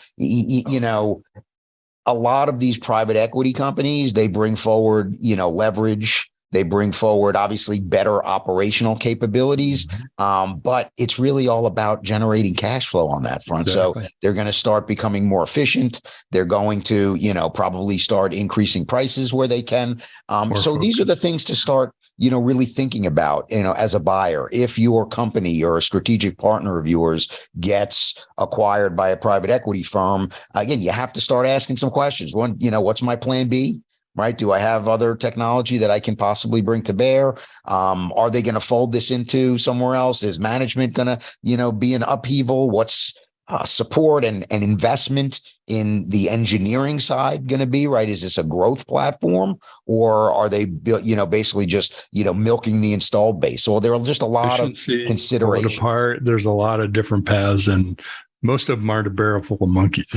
They're usually not a lot of fun on the receiving end, but also, internally they can be, it can be good from a financial standpoint, but not always good for staff and employees. So I have a friend of mine who is in a company who, got acquired by Vista, and Vista's never lost money on a deal they've done. Mm-hmm. It's unbelievable. I mean, 20 something years they've been doing what they're doing. Never lost money on a software deal. I mean, that's like incredible. So they know how to make money. Well, right? They're very formulaic, right? I mean, that's what those PE and firms do, right? They know their process, they know their formula, they have their team, and it's not totally rinse and repeat, but it very much is. Oh, I mean, they've got playbooks, right? And they've got operating manuals, and they have reporting packages and how they have to see their information. And again, it's not, obviously, if you're within one of those companies, and I know many of our clients, do end up, kind of going through this in some way, shape, or form over time. But again, I think the important thing from a customer standpoint is you do need to start, kind of understanding what is their development process going to be, right? What is their level of investment commitment going to be, right? Is it, are they going to starve the field, right? Are they going to, start to build up and basically munge all these different things together, like when Symphony bought the FireEye software, and then they merged that with McAfee Enterprise, right? So that's now Trellix. So now you've got, a private equity that's got these two, legacy assets that they're, trying to modernize and move forward. What does that mean? Right. So these are the questions that you really have to kind of get your arms around, because as valuations have come down, we do have to factor in the reality that, I think that they'll kind of mouth the words like, oh, this is a growth platform, and we're going to continue investing, and you really have to see what the reality ends up being. It's all about cash flow. I mean, ultimately that's what they're doing that for, right? And I've certainly been on the receiving end of it, and a lot of times I'm disappointed when it happens, because if it's a company that I feel like is really innovative and doing some good things, and they're going to get consumed by a big company, it can go a lot of different ways. But tell me your opinion. It seems like more often lately, I'd say in the last 5 years or so, companies are leaving some of their acquisitions alone. I just take, kind of Lightstep in the ServiceNow category. We talked about them and another firm that got acquired, but they left their brand alone. It's a new category that they're not in, right? It's in observability and incident management for ServiceNow, which is a different kind of company. So it makes sense. But it seems so many other times it just sort of gets pulled in, and whatever's going to happen to it happens to it. And whether it stays independent or the brand stays, its own brand and has some autonomy, maybe not a lot, but whether that happens long term, it seems like that's a growing trend. Maybe I'm just know a few points, but you see it happening a lot more? Yeah. And again, because software is one of these businesses that has no incremental costs, right? And from a cost of goods sold standpoint. So the leverage is incredible. So those downloads are pretty cheap. That can, right. Bits are not that expensive. So, so that gives you the ability to make investments. That gives you the ability. It's just a different kind of business model. And that's what's really driven and made some of these private equity firms just so successful, because they can streamline the go-to-market motion, right? They can leverage and bring some of these assets together. I think that's helped. To be more subscription model of paying, I don't pay once, I pay every year sort of idea. And that generates a lot of cash flow. Just tremendous amount of and I mean, listen, to be clear, right? Especially when you're trying to, optimize for profitability, right? In a lot of these cases, it's hard to compete for resources. So I'm not saying that this is easy, right? But the economics of software, and especially the economics of security software now, make that, very in tune to, security or to private equity coming in and being able to, really make a lot of hay here, right? And again, you take companies like KnowBe4, and they do security awareness training, right? That's just, and again, it's cool stuff. And they have a lot of science behind it. But at the end of the day, you're training people to not be stupid. Right. Don't click on that stuff. And that's, that's the $5 billion for that. And you know what? They're going to make a bunch of money there because they have channel dominance. Right. So they're going to be able to hit the gas on that, continue to roll up. And that's a lot of what KnowBe4 did. They rolled up a bunch of local providers to get global coverage. And they're the dominant player in that space. And again, you look at what Toma has with all of their identity assets around identity governance and access, around, federation and being an identity broker. They've got Thycotic and Centrify too, which is a lot of the management, pieces and the directory pieces of the identity side of it. Now with ForgeRock, which is really an integration platform for that, they've got just a lot of the pieces there to really bring forward a new generation of identity management suite. To the degree that they decide to do that, right? They haven't indicated that they're going to, merge all these things together on one platform. But you got to think, if you're in the same family of company, you're going to, work together to some great degree. One thing that's changed too. I mean, it wasn't that long ago. It was sort of like you either got bought by Cisco, or you didn't get bought, or it kind of didn't matter. Yeah. But and you had to live with the strategy of, it's on my favorite family of products or my platform or whatever vendor that I like, going back to Bridge or Cisco or now Palo Alto, whoever it might be. It seems like that's changed a lot. I mean, those folks are all, Bridge not, but Palo Alto and Cisco, of course, are still very much, dominant players. But there are other new dominant players with them too. It's not just Cisco, right? You bet. So that gets into the whole security platform story, right? So that's, you're seeing CrowdStrike emerge as, kind of a player in that space, along with Palo Alto starting to fold in capabilities. And we've done some work with CrowdStrike's Humio group on the security monitoring and observability side. As well as really log, right? Scalable log management in the cloud. But they've folded in a whole bunch of other, kind of technologies as well. And then, we talk about some of these new guys, and then there's the old folks too, right? Microsoft has done a dozen acquisitions, kind of in and around security and identity over the last, 2 to 3 years, if not more, right? And they've got a very substantial, if not the biggest, security, business out there. So it really is a platform game now. And that's something that we're going to be talking about at Predict for sure. So Predict 2023, And, that'll hit, I guess, what's the date, Mitch? January 12th. I think that's what it is. I think that's right. That sounds right. But we're going to hit security platforms. We're going to hit, stuff around DevOps and the future of DevOps, obviously cloud native infrastructure and where that's going and wrap it up in a nice little digital transformation, bun. From that standpoint, but that's really going to be the research show. So we're going to, talk about our agenda for 2023 at Predict this year. Well, and that is just to kind of put a plug out there too. There are sponsorships opportunity because we're going to be, I think we have 4 tracks, if I remember right, where we're going to be talking about those specific things around cloud native security, et cetera. And it isn't sort of your normal, we're going to do a report for, with a company kind of thing, but it's going to be all roundtables, so it'll be a different kind of conference. It's not, it's not the talking head. It's maybe the table of talking heads, but no slides, none of that stuff. It's all discussion, dialogue. And of course, we've led a lot of those kind of sessions and love doing them.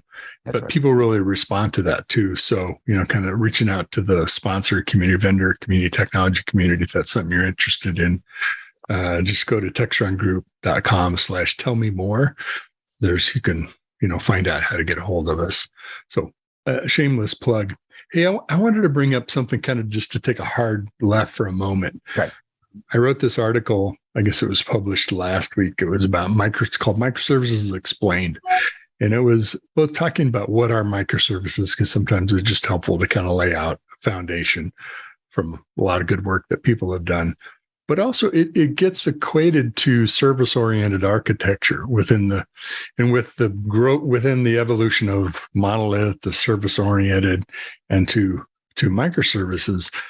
I mean, yeah, they share the characteristic of, yes, they're services, but when we came up with SOA, that was a very different time, right? It was a way to kind of consolidate code and have very large groups of services that get bundled into this module and use a message bus or some mechanism to send transactions back and forth and manage those MQ series and things like that. MQ series. Yeah, man.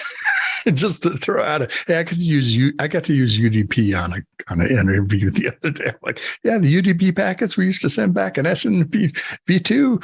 Anyway, it's a whole nother thing. But where I was going with all this is we still deployed really large applications, and we only did releases once a quarter, or once every 6 months, or once a year in the SOA days. I mean, yeah, that's still around. Microservices is built for a very different purpose. Yes, they're services, but they're really small. And they're made to be able to not only deploy very quickly and a few or a lot of them, but also scale up very quickly. So don't be fooled by, it's not your father's SOA, your father's. No, but I think for some folks that are trying to anchor around what this concept is, I do think that there are direct correlations. It's a good reference point. SOA, right? It's a great reference point. Like, hey, so think about turning it to 11. And I don't know which one of our clients was it, Trilio or one of our pals, kind of did a launch and it was like, turn it up to 11, right? An old Spinal Tap, Tap. kind of analogy and metaphor. What was that? Louder than 10. Yeah.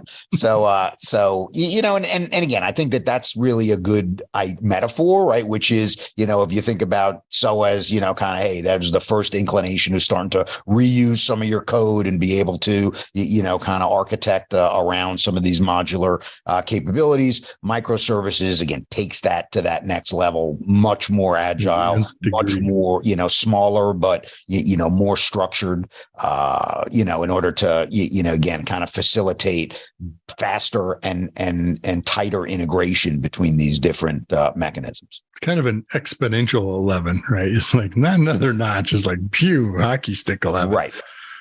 As you adapt it, right? And I think it isn't a, okay, and then all of a sudden you just hit light speed, right? I mean, I think that you do at some point, kind of hit that tipping point that then it, really starts to gather speed. But, you don't need to get to light speed on day one, right? I mean, you can iterate towards it And that's one of the beauties of microservices, is that you can start to replace some of these components and these capabilities as you are, doing things. So, yes, you integrate with your existing stack, and then you swap out the pieces and refactor as it makes sense. Well, it's like so many things, they get smaller and we get a lot more of them. So guess what? Securing them becomes more complex, managing, knowing what they are, tracing, things like that, observability, emerged to be able to help with that. And now those things intersect between security and software and development, cloud, and a lot of kind of disciplines. It's funny to talk about a security company buying an observability product, right? Okay. All right. Good.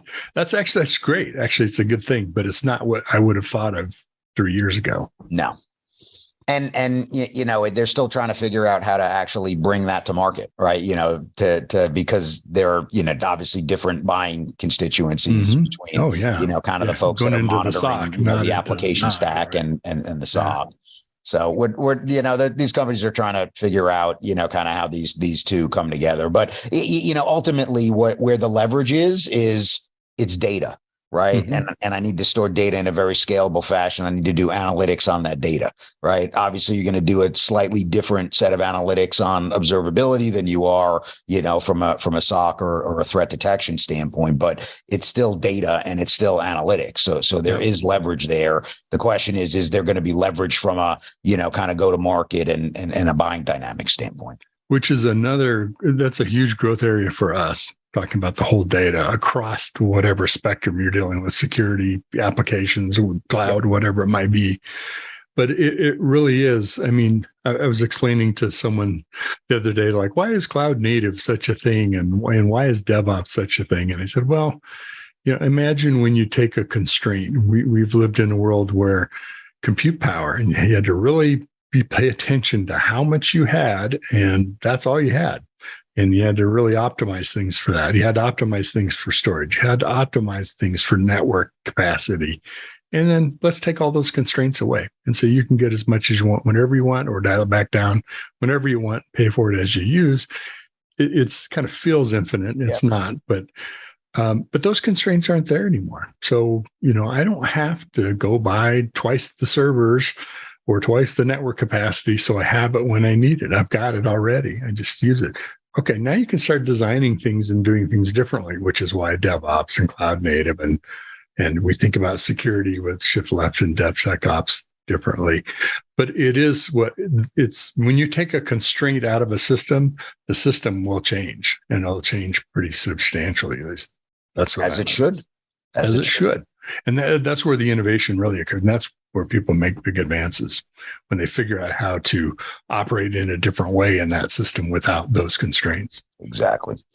So, all right, I said my piece about, kind of the private equity piece of it, Mitch. You got your piece in about microservices. We got our shameless plugs in about Predict and one other shameless plug, right? So within the next week, we're going to be launching a new area on DevOps.com called Data Ops, and I think that's what you were referring to there, Mitch. Mm-hmm. So it is a big area for us in terms of just getting on top of all the enterprise data that's there and starting to understand from not just a management, a performance, but also a security standpoint as well as you do start rolling out some of these applications. So that's definitely an area we're going to be looking into as well.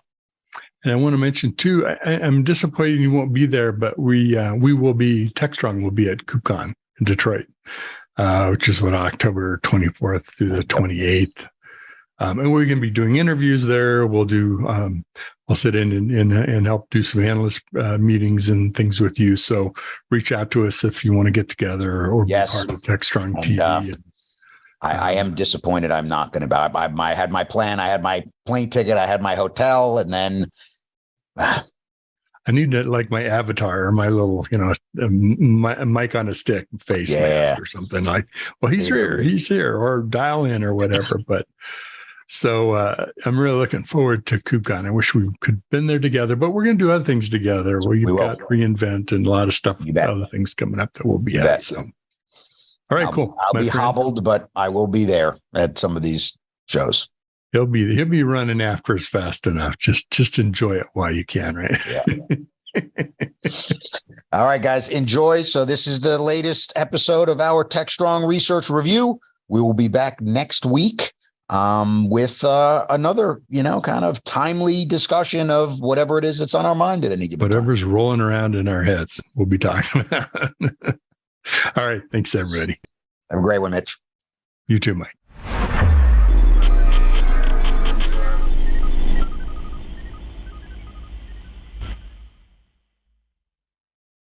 DevOps.com is the #1 online destination for DevOps education and community building.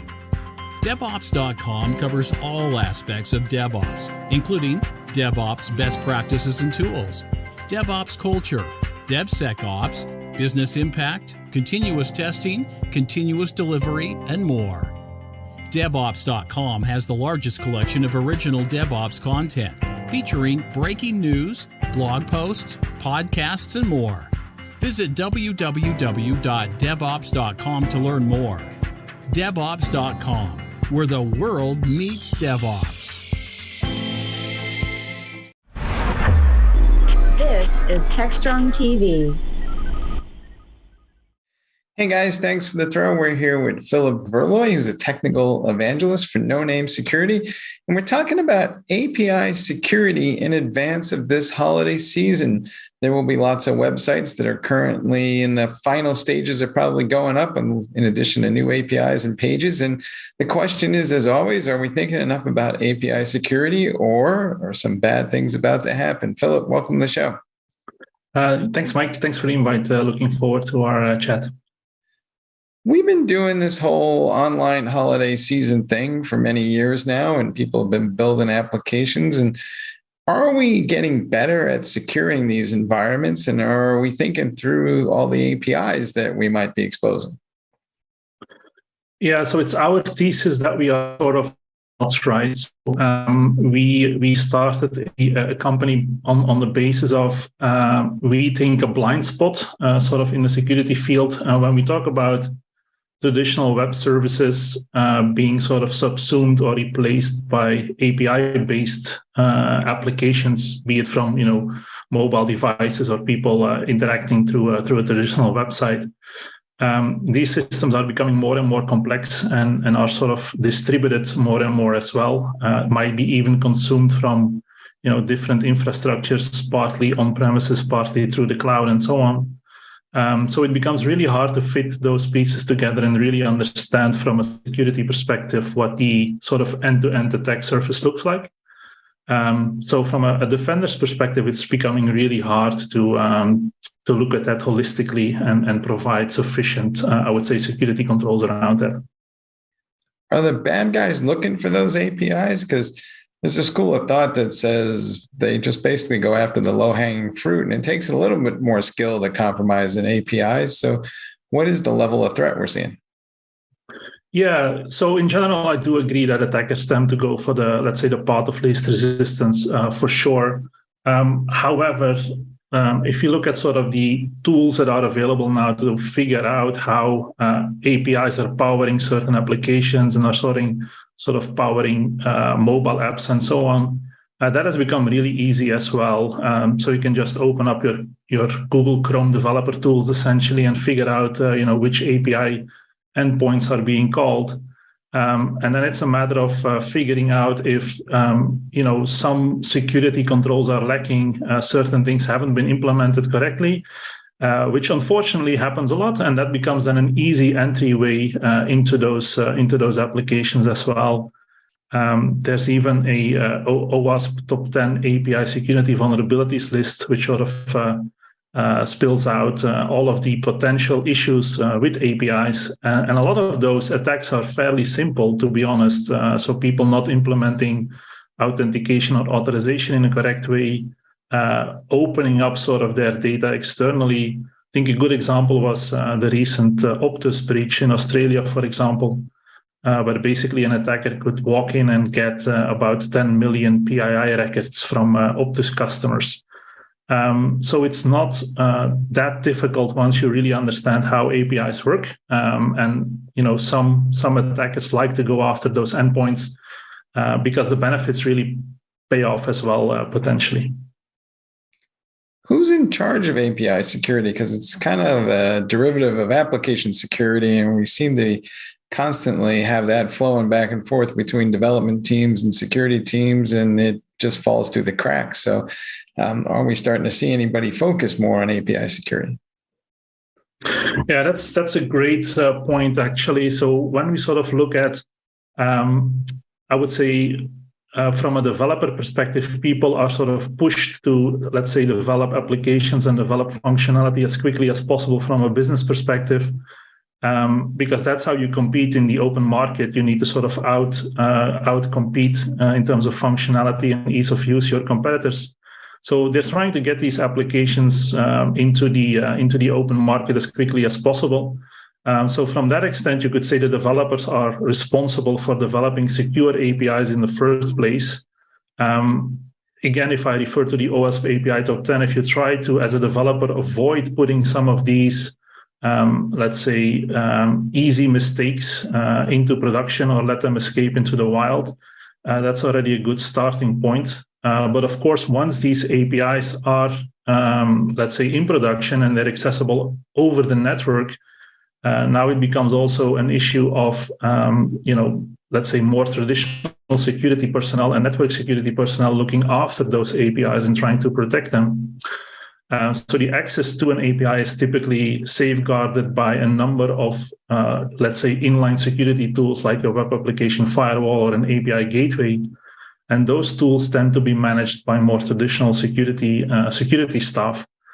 However, because of the way that APIs really function on the back end, I definitely would like to say it's a combination of developers making sure the APIs are developed in a secure way, and then once they're in production, having correct security controls around them. So it really is a broad population, unfortunately, that's sort of responsible for securing APIs, which sometimes leads to people missing some controls and having some blind spots in the organization, having some back and forth about who is ultimately responsible, which then can be taken advantage of by malicious users. So it's more of a team sport these days, but does the team kind of understand what's really at risk here? Because on the face of it, it sounds like, an API is just another endpoint, but in reality, it's a data exfiltration system, and you're starting to see bad guys pulling lots of data. And of course, data is the most valuable thing an organization has. So do we have the right level of risk assessment?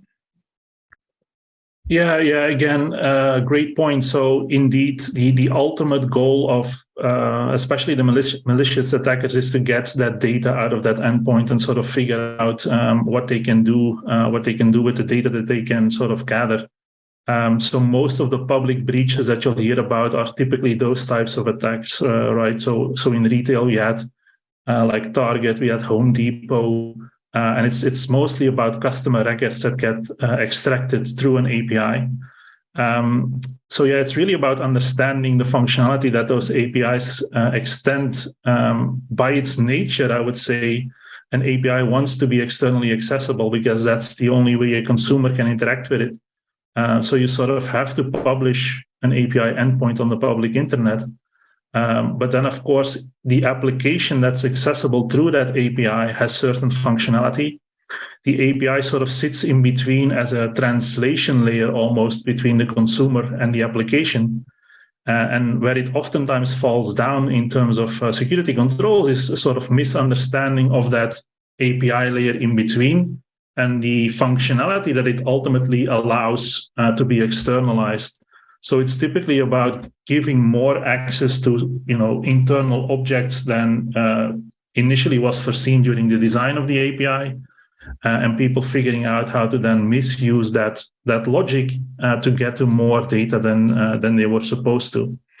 An additional attributing factor, I should say, in terms of understanding and securing these APIs is that APIs themselves also change, right? So we've gone from more traditional SOAP XML-based APIs in the 90s to now we see probably 80% of people are using RESTful APIs. but REST APIs have been around since 2000. There's now sort of people starting to use things like GraphQL and gRPC, and the way these APIs function are different from each other. So from a security perspective, it's really hard to keep up with that as well and to really understand between those different protocol types as well. So yeah, definitely sport, but not an easy one to tackle. We're also seeing that there's a lot of different kinds of APIs these days, and it's getting more diverse. We see GraphQL starting to emerge alongside REST. And of course, we had web services and all kinds of other stuff floating around. So is it just becoming more challenging to secure all these different types of APIs? Yeah, absolutely. So if you think about the way that APIs have evolved, so I think the comparison between REST APIs and GraphQL is a good one, for example. So with REST APIs, what you typically see is you have functionality that sits behind a certain endpoint. So there's a host, there's a method to get to an endpoint, and then there's a part of that endpoint that provides a certain limited set of functionality. So in that way, you could say it's rather static. So if you talk to endpoint A, B, C, D, you would expect functionality of endpoint A, B, C, D. Now, if you compare that with GraphQL, you have a single endpoint typically, and you have a query language. That's the QL in GraphQL. So you query this single endpoint, and depending on the query that you write, you get a certain piece of information or data back. So if you look at that from a security perspective, you still have this single connection.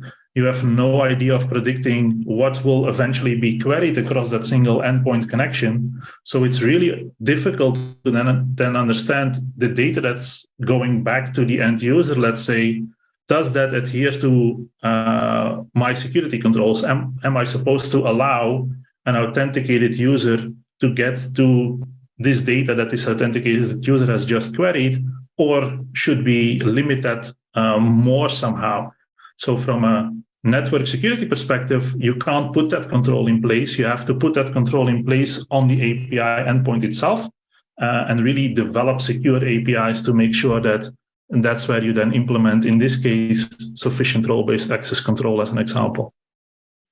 We're also starting to see this transition to cloud-native applications. They're based on microservices. Every microservice has its own API.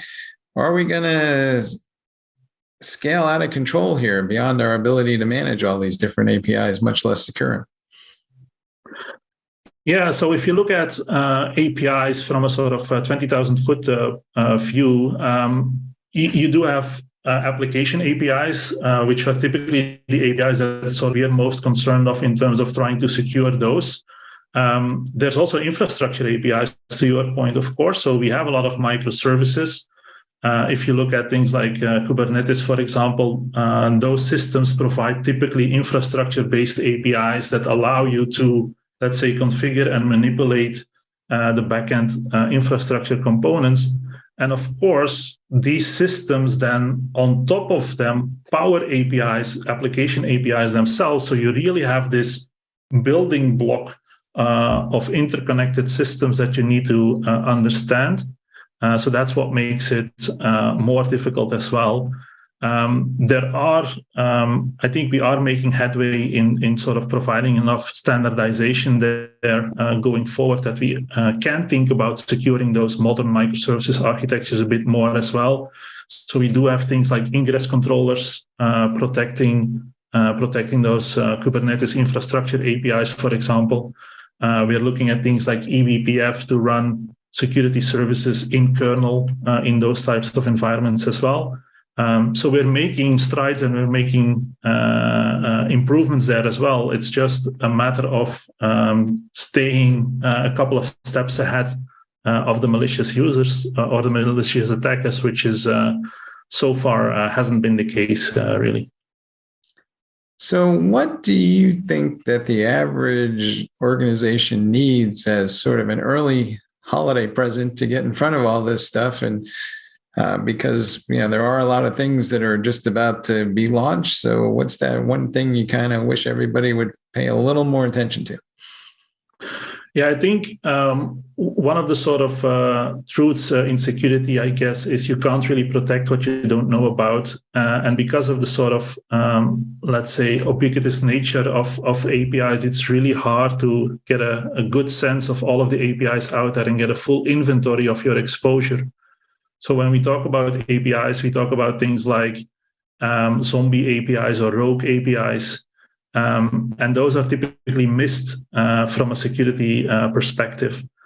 So starting with understanding the full API landscape that you're exposing externally is probably the most recommended first step. And then, of course, you're also running your systems on backend infrastructure.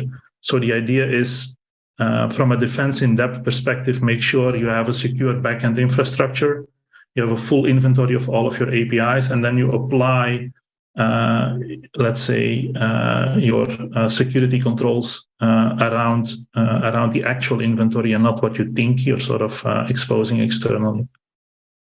All right, folks, you heard it here first. If you want to have a joyous and quiet holiday season, go find those zombie APIs before Halloween and kill them all ruthlessly. Hey, Philip, thanks for being on the show. Thanks, Mike. Appreciate it. All right, back to you guys in the studio.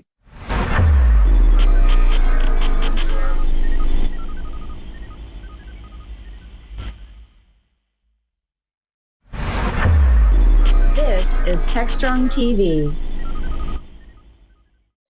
Hey guys, thanks for the throw. We're here with Garima Kapoor, who's the COO for MinIO, and they do a lot of work in the storage space and have passed the 1 billion download mark for Docker containers, which, you know, when I was thinking about that several years ago, it never occurred to me that we might get to 1 billion of anything.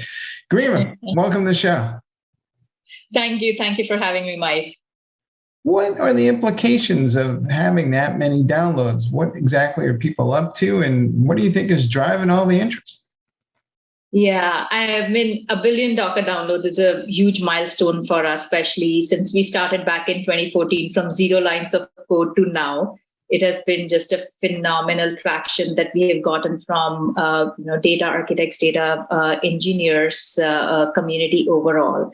And just to put some things in perspective, right? So in storage world, these numbers are unheard of. And what I mean by that is that, whether it is GitHub stars, whether it is downloads, this number of downloads, they're always reserved for database or, AI ML class of applications or applications from the compute side of things, not so much, traditionally from the storage standpoint. So that is why this number is even more meaningful, because I don't think so there is any other storage, whether it is object, file, or block, that has gotten to this level of acceptance and adoption within the application and the developer community overall.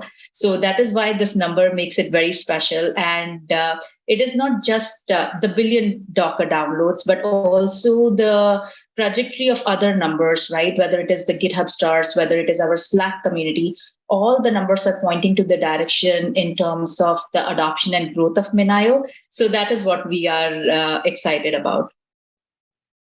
Not too long ago, people were saying you should only build stateless applications in Kubernetes environments. So this is even more compelling in the sense that most of those downloads have probably been recent. What exactly are we seeing with people starting to build more stateful applications on top of Docker, and what are the implications? Yeah, I think first thing that we are seeing, and this shift has happened over last couple of years, right, that S3 API first object storage has become the primary storage of all means within the application ecosystem framework, if you see. So even the traditional applications like, traditional databases, whether it is Teradata, Vertica, even SQL, they're all becoming object storage first in their approach of doing things. And also the new age, AI ML frameworks like Kubeflow, TensorFlow, they're all built on object storage first approach.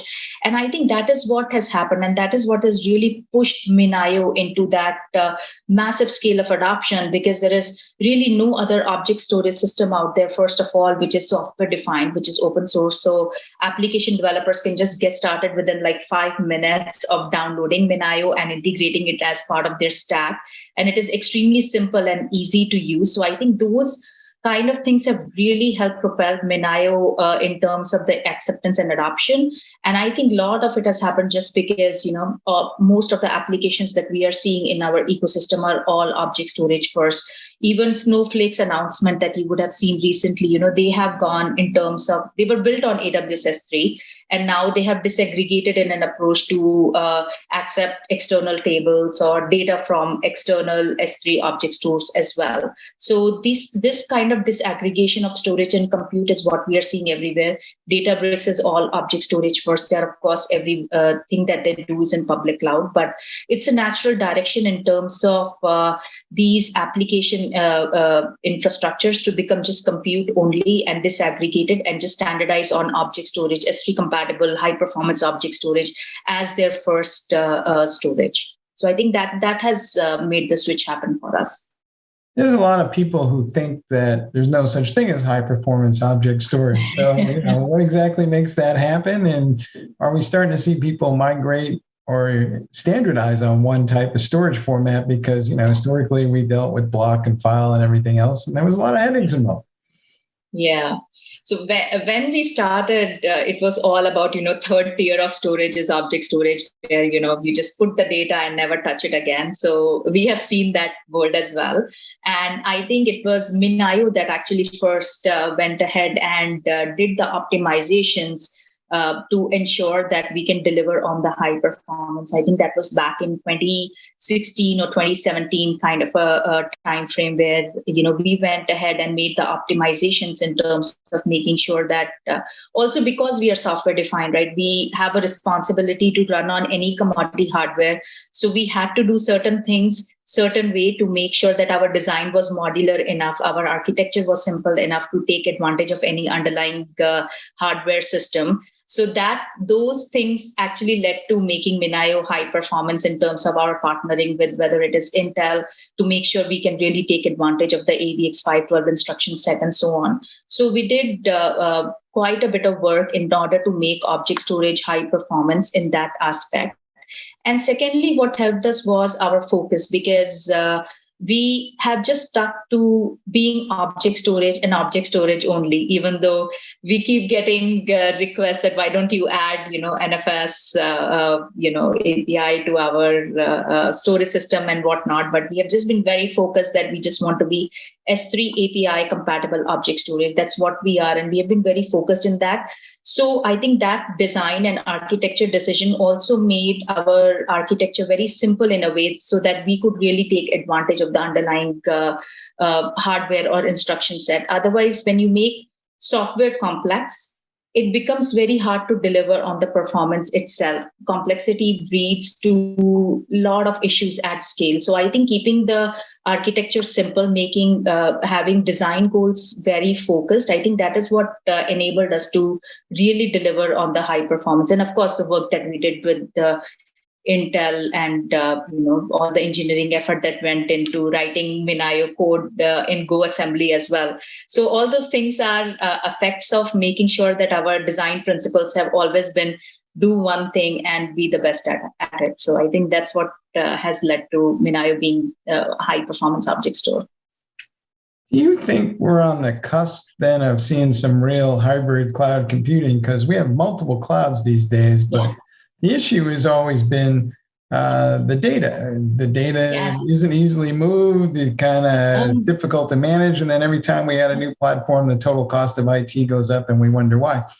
So are we getting to the point now where if we have this kind of consistent layer of data storage, can we really start to think about real hybrid cloud computing? Absolutely. I think you hit the nail on the head.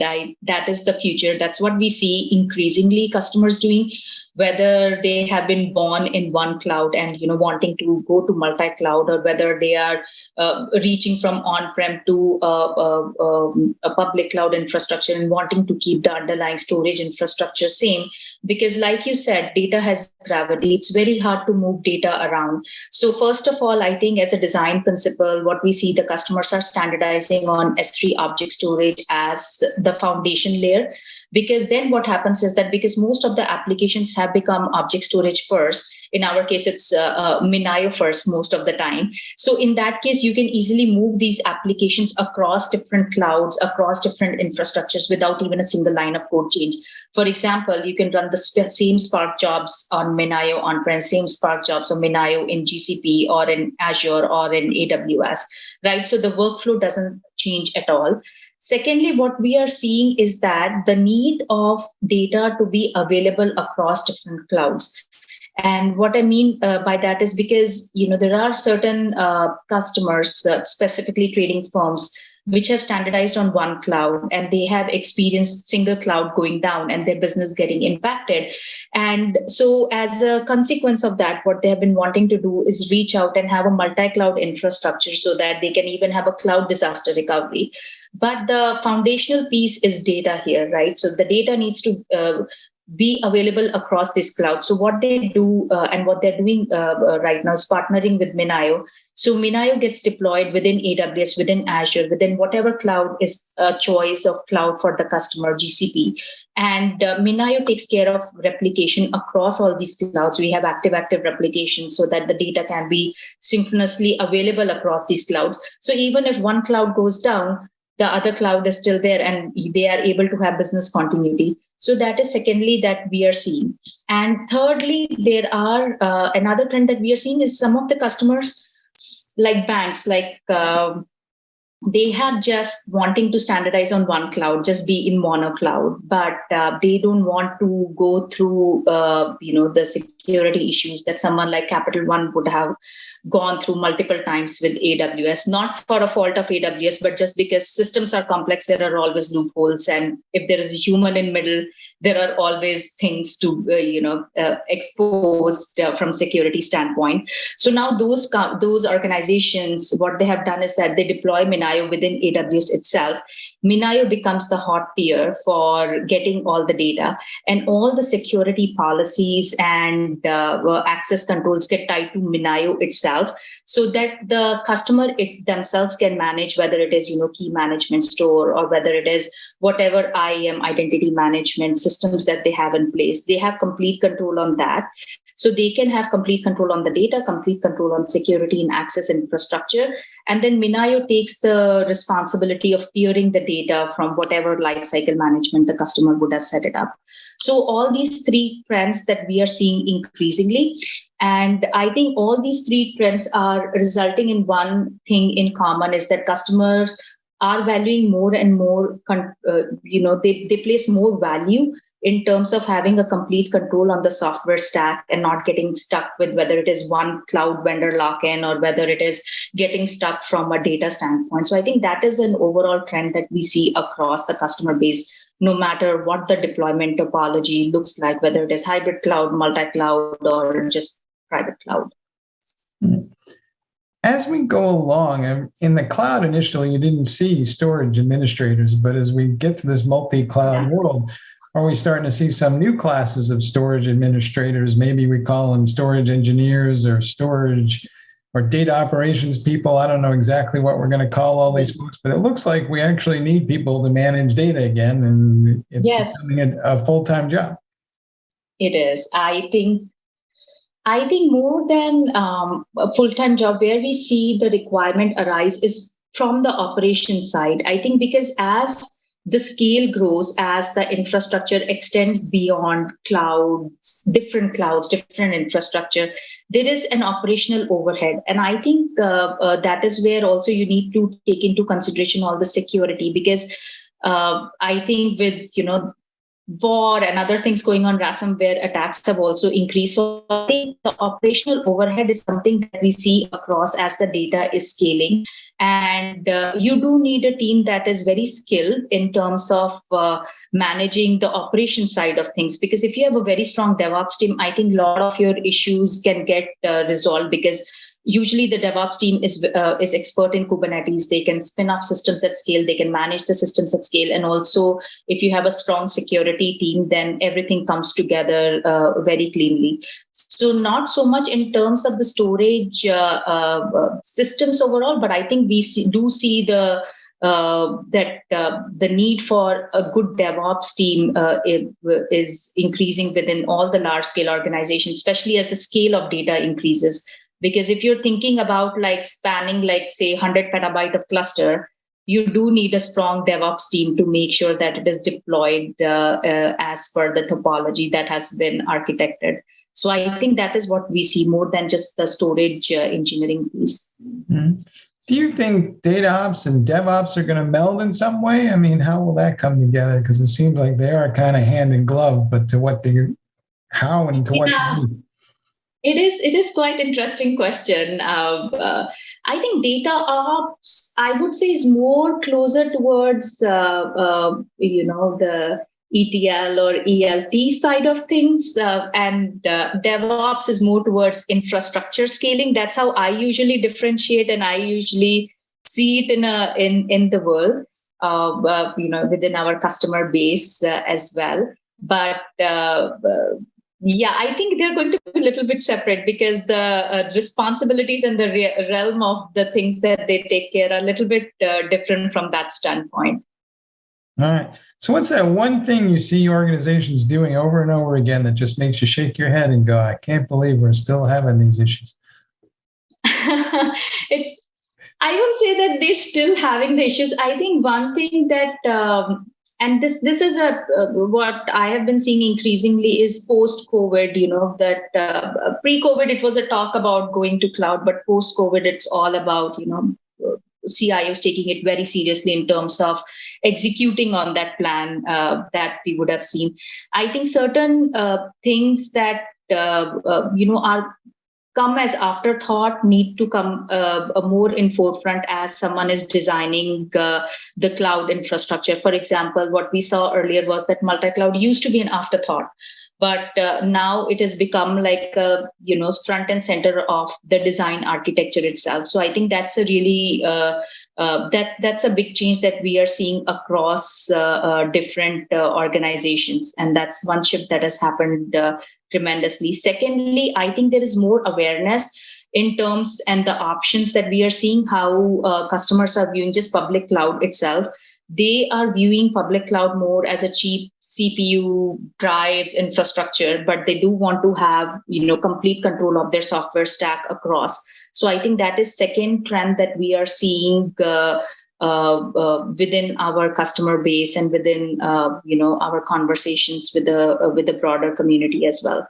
So these two trends I think are going to stick, and I think are going to grow beyond, because data is growing at an insane rate. I think Seagate published one study that it's going to be 125 zettabytes of storage by 2025. So I mean, if that data is going to grow, you need to have complete control of the data stack. I don't think so there is any organization data.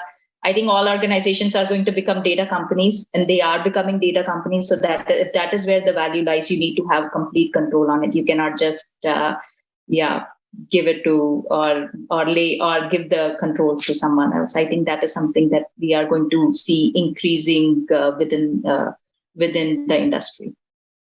All right, last question. So when are you going to get to 2 billion? Yes, we are counting. We started the countdown. For us, adoption has been phenomenal. What I always say is that it's not just one number. We need to do well across our different metrics that we track, whether it is from open source and from commercial adoption. Open source, we know we have a bigger ecosystem than public cloud. So and applications and developers really love Minayo, and proof is in the pudding there. And what I always say is that AWS's last year's S3 run rate was $10 billion. So we are just getting started, in terms of getting the mind share and getting the revenue share. So that is, I think, a place that where we are going to accelerate, and that is the focus of the company, to get as much as market share from revenue standpoint with the broader market. Yeah. Hey, Garima, thanks for being on the show. Oh, thank you, Mike. Pleasure to be on the show. All right, back to you guys in the studio.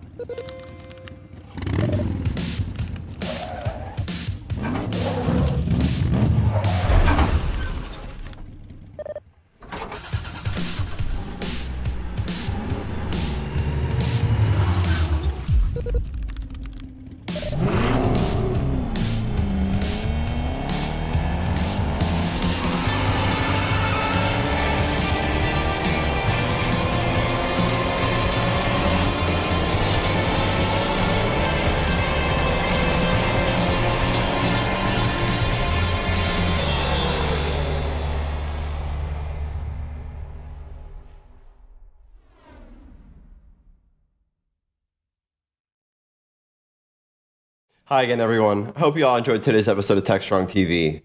We had an amazing slate of interviews with industry professionals to give you the inside scoop in the tech world. And alongside our airing of Engineering the Change and Techstrong Research Review, we had plenty of amazing content today.